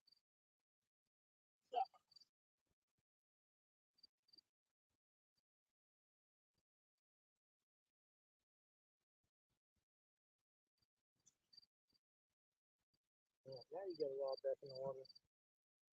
Yeah, what was I going to throw that one? Let's go back and skipjack here. Huh? Let's skipjack on. There's always ants on this bait bucket. Huh? Mine's crossing right there.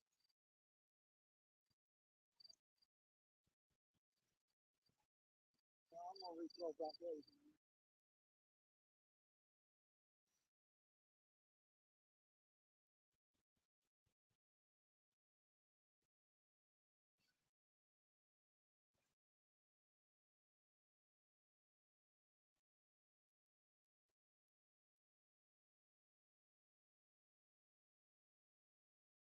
Real sticky.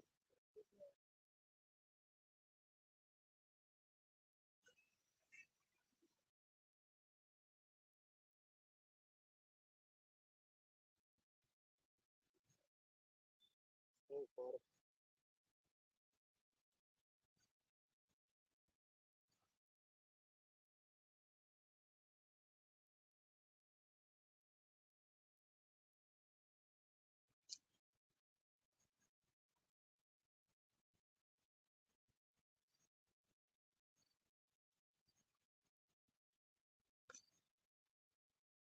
There we go. Now we're back. I want to listen. Against the bank way down there. Oh,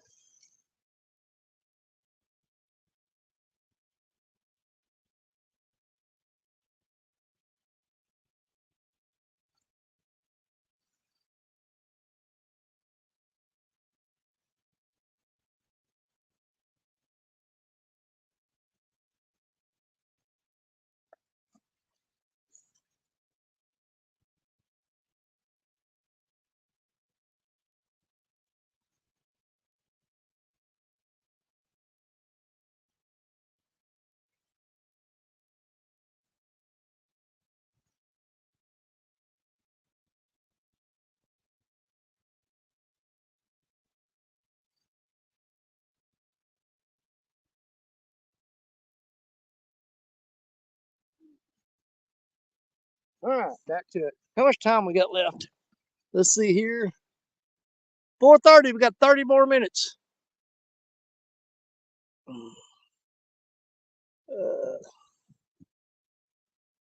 Snag.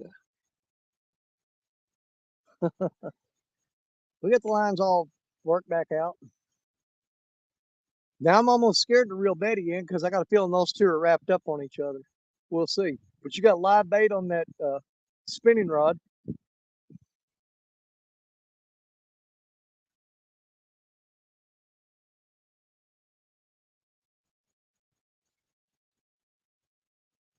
The bite has been terrible today. Like I said, we do have one. Stacia caught a big giant gar right off the bat, and then I got a small flathead on a live bluegill. We've had a few bites, but I'm pretty sure those were all gar. We're not heavy into the catfish today. They're just not hitting it right now. I was kind of worried about that, though. I know Jody and them were having a tough bite last night.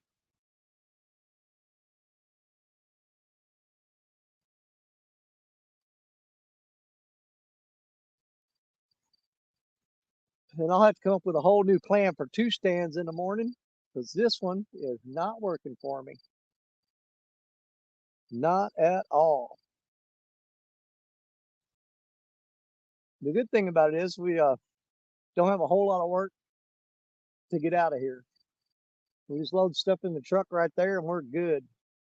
As long as we don't get stuck going out of here on that muddy road, we'll be fine.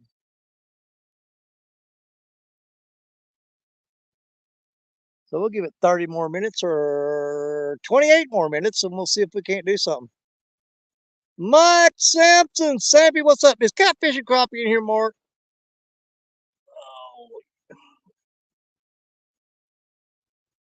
Or catfish and dreams? I see them. There's Lance McCoo guy. What's going on, buddy? Then a riverbank trying to catch wild grown carp watching Danny Stone.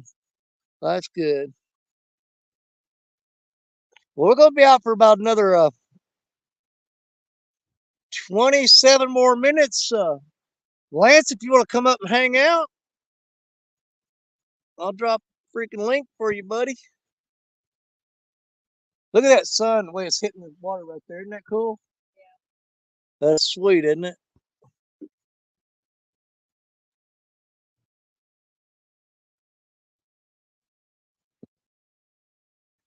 There you go, Lance.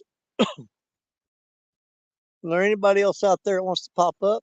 Size matters catfishing. Got that big flathead today, boy. I tell you what, I'm so proud of that boy. He did so good. He got on it. He got on it. I think that was the big fish of the day, wasn't it?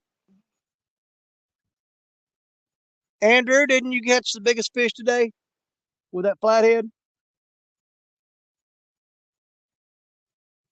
I saw majority of it. I saw I missed a little part toward the end, but then because me and Stacia were packing stuff in the truck, and then I got to watch the very end of it, where you guys all left out.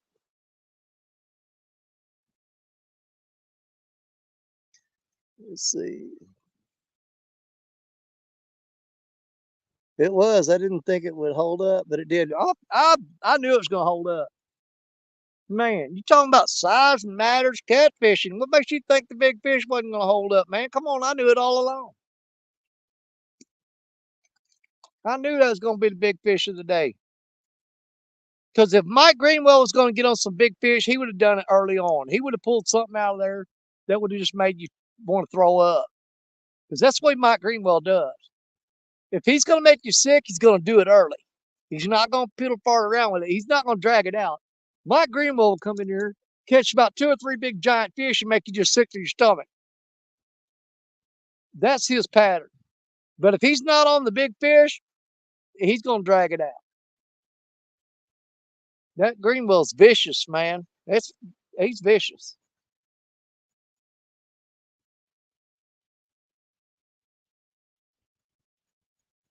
I prefer it when he drags it out. Well, I don't know, because that's kind of a, well, it sucks either way. If you go up against Mike Greenwell and he's catching giant fish right off the bat, then you're sitting there all discouraged because you know, oh my God, dude, he's got 30s, he's got 40s, he's got a 50. And you're sitting there going, how am I going to catch that? But then you turn around and he goes a little dink, dink, dink, dink, dink.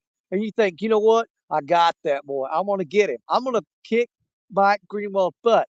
And then he'll slam you right in the face with a 30, 40, 50, you know, just right there at the end of it. Just slap you right in the face with a big old giant catfish. Because that's the kind of guy that Mike Greenwell is. He just does that. He enjoys punishing people.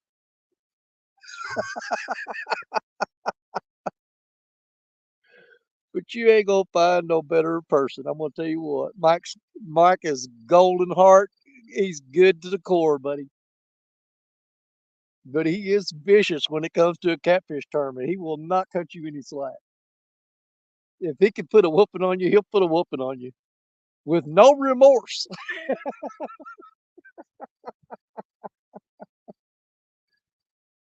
I seen that boy reel in a shopping cart one day. I'm not lying. Mike Greenwell caught a freaking shopping cart. True story. Ask him about it. That was a long time ago, too. He was fishing some creek or something coming off a river, I think. He was in an urban area. He thought he hooked something big and he's pulling it and dragging it in. It's a freaking shopping cart. He threw a whole bunch of lines up in the tree that day, too. He got hung up. Yeah, Mike sucks on the bank, man. He'll catch everything but fish.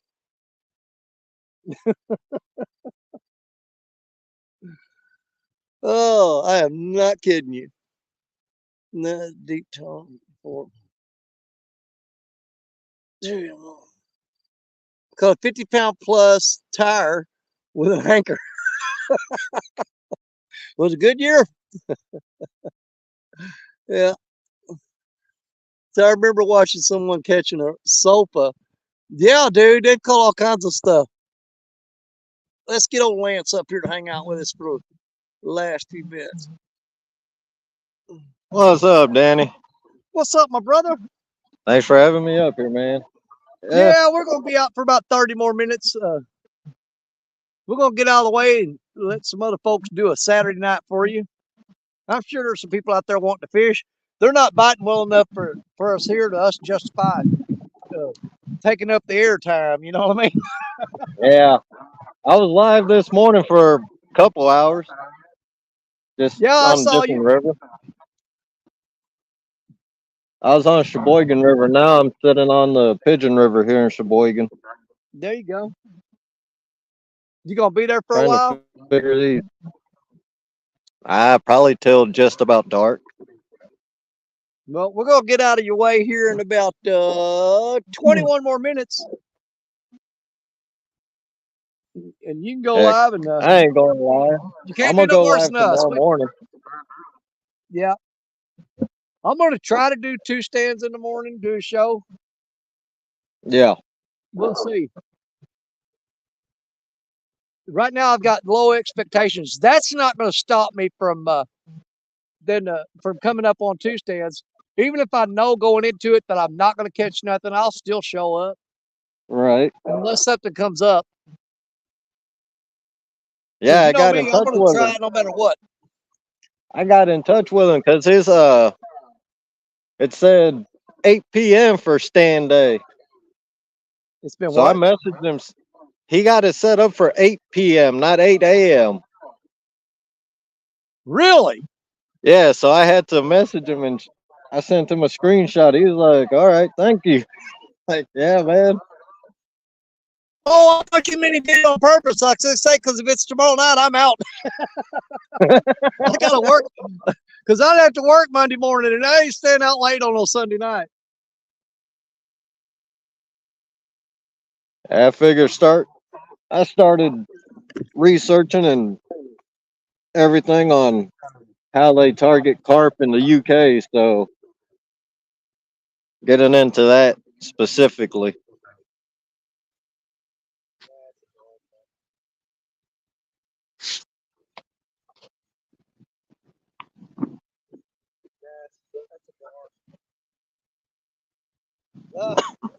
Had me all worked up that Mad Cat's bolt was starting to bend over pretty good, and it dropped slack. So that's going to be a gar.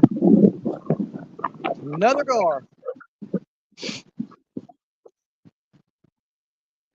Yeah, he was starting to put a pretty good bend on that rod. Then he just dropped slack. Yeah, guard do that. Yeah. But you know, here's the thing. Back in February, right before CatCon of last year, no, of this year, I was on the doing a show with Jerry Parker, and that same rod, that yellow Mad Cat's rod, I had it sitting there propped up on the bank, and I started talking to Jerry, looked down, and the line was slack and laying on the bank by my feet, and I picked that rod up and started reeling, and it just wouldn't quit coming. It kept coming in. And I got about 15 feet from the bank, and all of a sudden that rod bent over and took off, and man, exploded, started screaming, drag. That's when I got that 61-pound blue cat. But he picked the bait up and swam in. He was 10 feet away from me in the water. He swam all the way to the shoreline. And when I reeled up and finally made contact with him, he took off and he went back out there about 40, 50 yards. And that one was a 61. It was 63 in the net. My net weighs 1.6. I took off 2 pounds and knocked it down to 61 pounds. And that Man, was that's like a a week before CatCon last year, the last CatCon. That's a nice fish. Oh yeah. I just could not believe that fish, that big a fish swam right up to the bank and just swam right into me. Yeah, They yeah, normally because they don't don't do that. usually do that.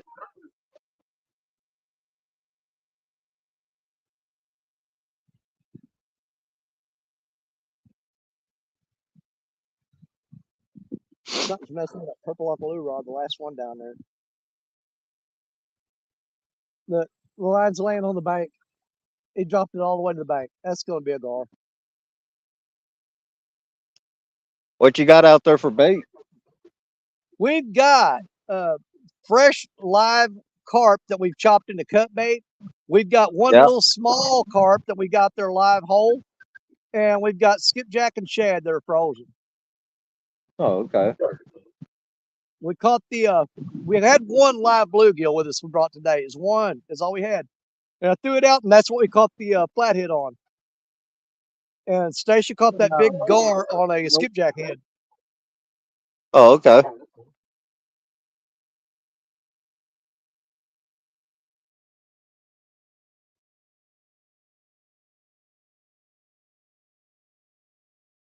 Yeah, we had a serious dip in temperature here as well as most everybody else has. And with my experience on the Mississippi River, anytime you get a drastic temperature change, if it's more than 10 degrees, 15 degrees, the fish will kind of lay off for a little bit. If you can Yeah. hold that temperature for 3 days, 2 or 3 days, they'll pick back up. But the bite's been slow here anyway. I've been averaging 1 or 2 fish every time I go out. I haven't been Wow. seeing any numbers at all. Now, that being said, I mean, I've been getting on a couple of good quality fish, I got that 39-pound flathead and 36-pound blue here a couple weeks ago. Got a 19-pound blue last Sunday, which is not a Yeah. high quality fish, but it's not bad. Right. But I've only been catching 1 or 2, but they've been pretty decent size. But no numbers to speak of like we normally catch.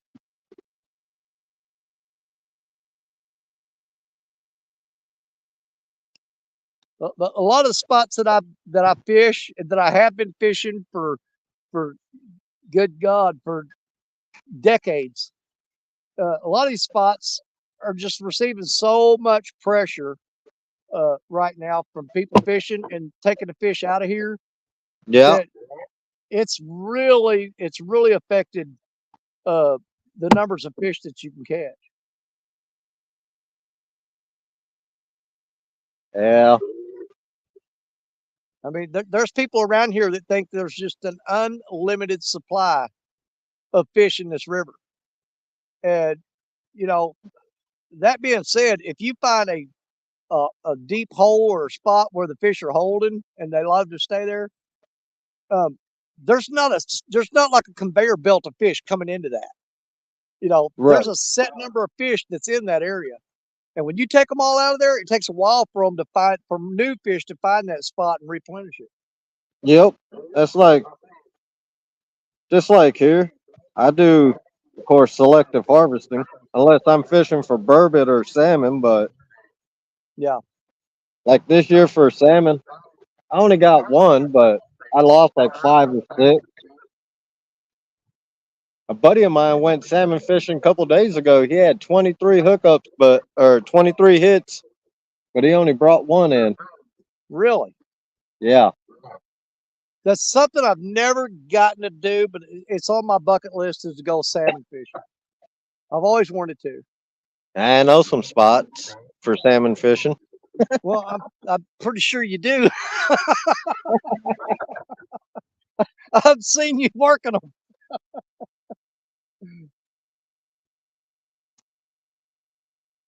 Yeah, now it's time to figure out. I figured do some salmon carp fishing until next month, and then I'll start going after the burbot. You know, that's what I'm looking for. I love watching you fish for those burbot, man.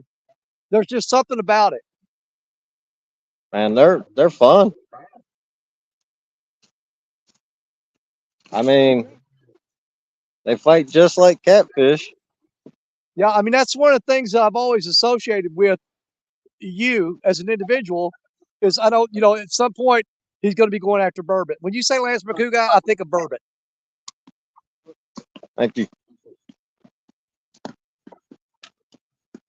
Yeah, this year hopefully I can break the double digits on them. Biggest one so You far came is really last. close last year, though, right? Yeah, I got a 9.8 pound Yeah, burbot. I remember that one.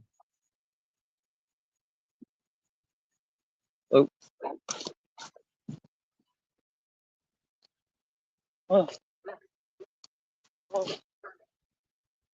Yeah, this year I'm looking for at least a 10. Oh yeah, I'm thinking let's just go for the 11 and call it good.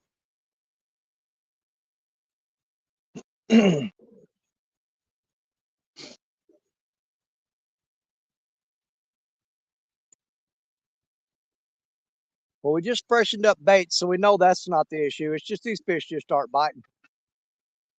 We're Yeah, going to it's have to like, call ourselves lucky that we caught something today. yeah. You know, be happy with what you got and not worry about what you didn't get. Good luck then. Thank you. Yeah, I think this year I'm gonna try make it down to Milwaukee and do some burbot fishing down there. Yeah. All right. Now, you think there's any chance you ever going to make it to CatCon? Man, I'm gonna try for next February. Man, you need to show up there, man. It'd be awesome. We'd love to have you hanging out with us. Yeah, I'm gonna try next February. See how that goes. I promise you, a lot of people that's never been, you know, they hear the hype about everybody talking about, you know, yeah, everybody talks about the hype of, you know, how great it is and stuff, and you just can't imagine it being that great. Yeah. But when you get there and you go, oh my God, now I see what they were talking about. That's right. This past February was your first time there, wasn't it? No.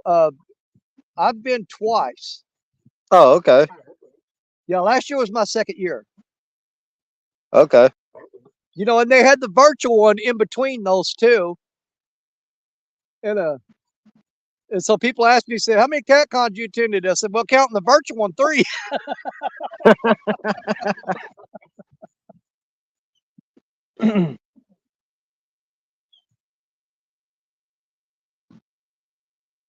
Yeah, last year was Stacia's first time going. I took her with me last Okay. year, or this year, you know, this February. She went with me. Yeah. And she actually enjoyed it. She had a blast, and she's looking forward to going back. Yeah, it took forever to talk her into going, but once she went, yeah, it's a done deal now.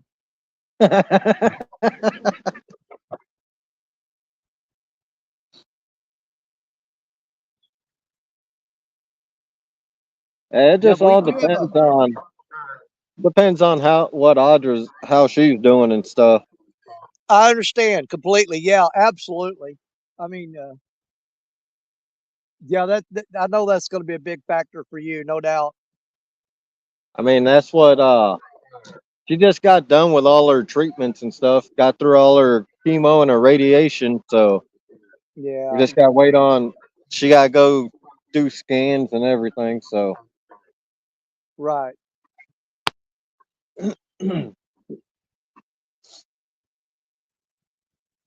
Yeah, I mean, she's a tough woman, but it may take her a little bit to get back to 100% after all going through all that too. yeah, just the other night we took the dog for a walk. She made it around the block pretty Yeah. decent. She was getting a little tired at the end, but just before we got back to the house, so she just got to build her strength back up. Oh yeah. A little at a time. Take it in little squirts, man. I mean,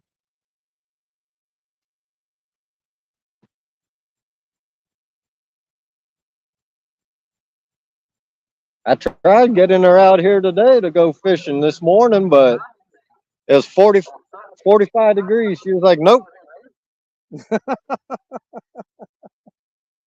you're trying to get her into that frigid temperature therapy. Yeah, No thanks. I'll skip that. it's got to be 60 degrees or higher for her to get out. There you go. I think it was like 53 when me and Stacia left the house to come over here. But I'm almost certain it's probably mid 60s right now for sure. Yeah, right now, last I seen on the way here, it was 58 degrees. So it warmed up about 10 degrees. Yep.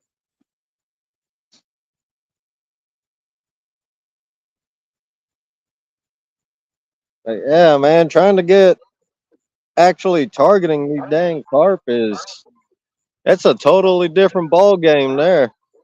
Oh, you're not just kidding. See, I just use I got some little holes that I go to on some small drainage ditches where culvert pipes Yeah. are. And I just throw the cast net and get them. I'm not fiddle farting around with a hook and line on. I just throw the cast net. I'm not gonna sit there one at a time. I throw that net and get like 20 of them. And go, we're good. Let's go.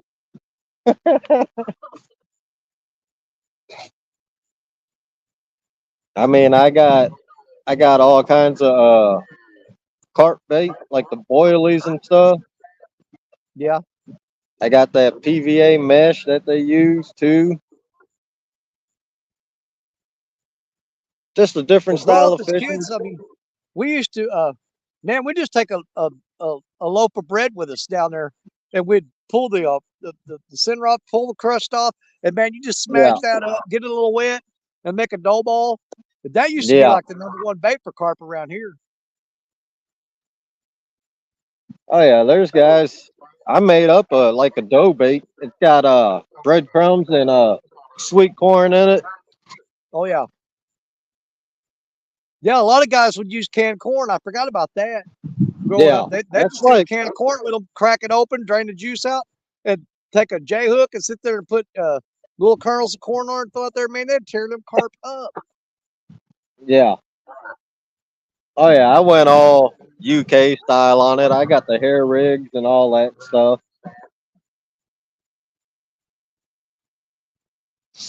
Yeah, that's all a little too advanced for me. Had to get a rod new rod holder like they use over in the UK. Yeah, Those those ones those that kind rod of hold it pods. straight out. Yeah, got bite alarms on there and everything. It's like, man, Oh yeah.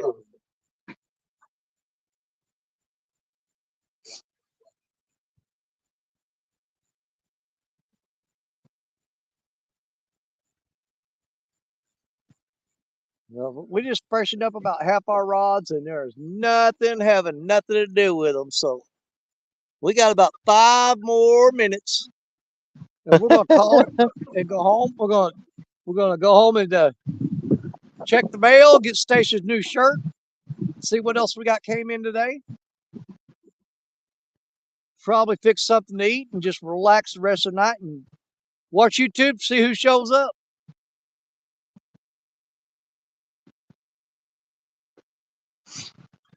Man, 922, I would do that, but be my luck, I go to come in the water and DNR walk up on me. That's the Oh, one you thing guys we aren't allowed to cannot chum do in either? this state.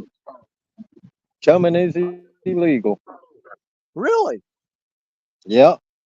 That's why I got the PVA mesh, so I can make bags up. As long Oh as yeah. it's hooked to the, as long as it's on the hook, they can't say nothing. Okay. Because that PVA mesh will, once it gets to the bottom, it'll melt because Yeah. the water.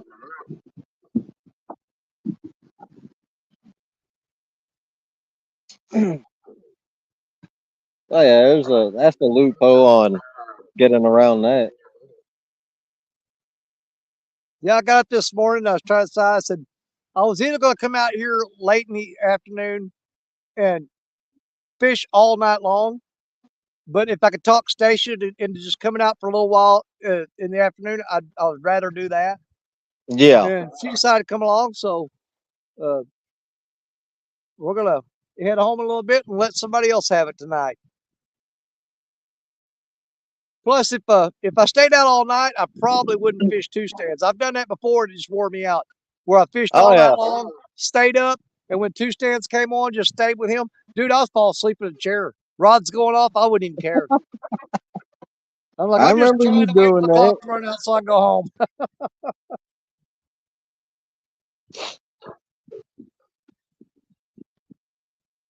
Yeah, I'll probably give it another half an hour or so, and then I'll probably head to the house.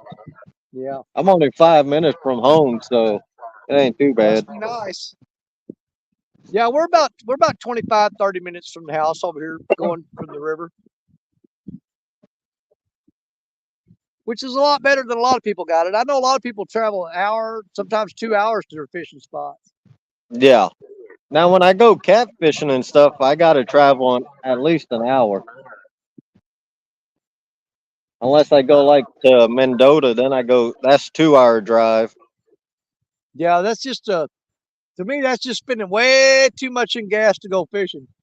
Yeah. The price of gas nowadays, oh my God, I couldn't imagine that would just man, that's just too much. Yeah. I mean that hour drive that's not too bad. But if you do like I do, I stay out 24 hours at least. Oh, that's the thing. You almost have to justify the money you spend going there. Yeah. Yeah, you're not going to drive an hour, hour and a half, and go over and spend a couple hours and drive back, man. If you're gonna spend that kind of money on gas, you better stay for a while. Yep. Exactly.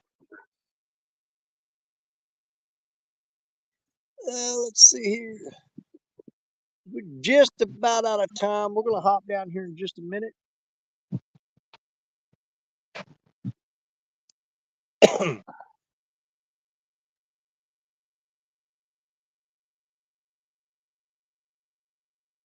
But I do seriously believe if somebody came and fished this spot, there's been a lot of people fishing here at night. You see campfire, the ashes where they've been fishing at night. You Yeah. don't see that many fires down through the bank unless they've been catching fish.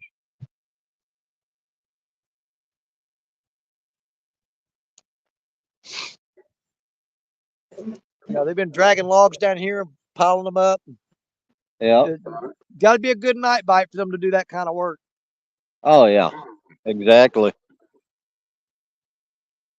I'll do that down in Texas, right along on the river, right in Yeah. on the spillway.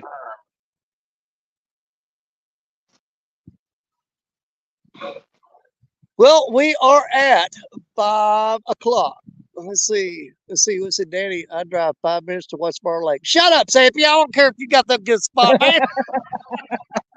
Oh, you know, it's like you pooped in the floor. Sappy gonna rub your nose in it, man. No, I'm happy for you, brother. He goes, I only got to drive 5 minutes. Smart aleck. I love you, Sappy. You're a good guy, man. But hey, Lance, we're gonna hop down out of here and head home because, like I said, we got some packages coming today, and we worry about porch pirates and all that stuff. So Yeah. we definitely want to get All home and right, get that Danny. taken care of. But Thanks thanks for for having hanging me out up with here, me. man. All right, brother. We're gonna reel them up and get on out of here. Thank you, All everybody, right. for hanging out with us today. We loved you. Come watch us. We did catch one little flathead, a giant gar, so it wasn't a total waste of time. We did get a couple of fish today. You're my brothers. You're my sisters. You're my catfish family. God bless each and every one of you. Come here, Stacia. God bless each and every one of you. You know Danny Stone loves you. And we'll see you again real soon. Bye, everybody. Love you.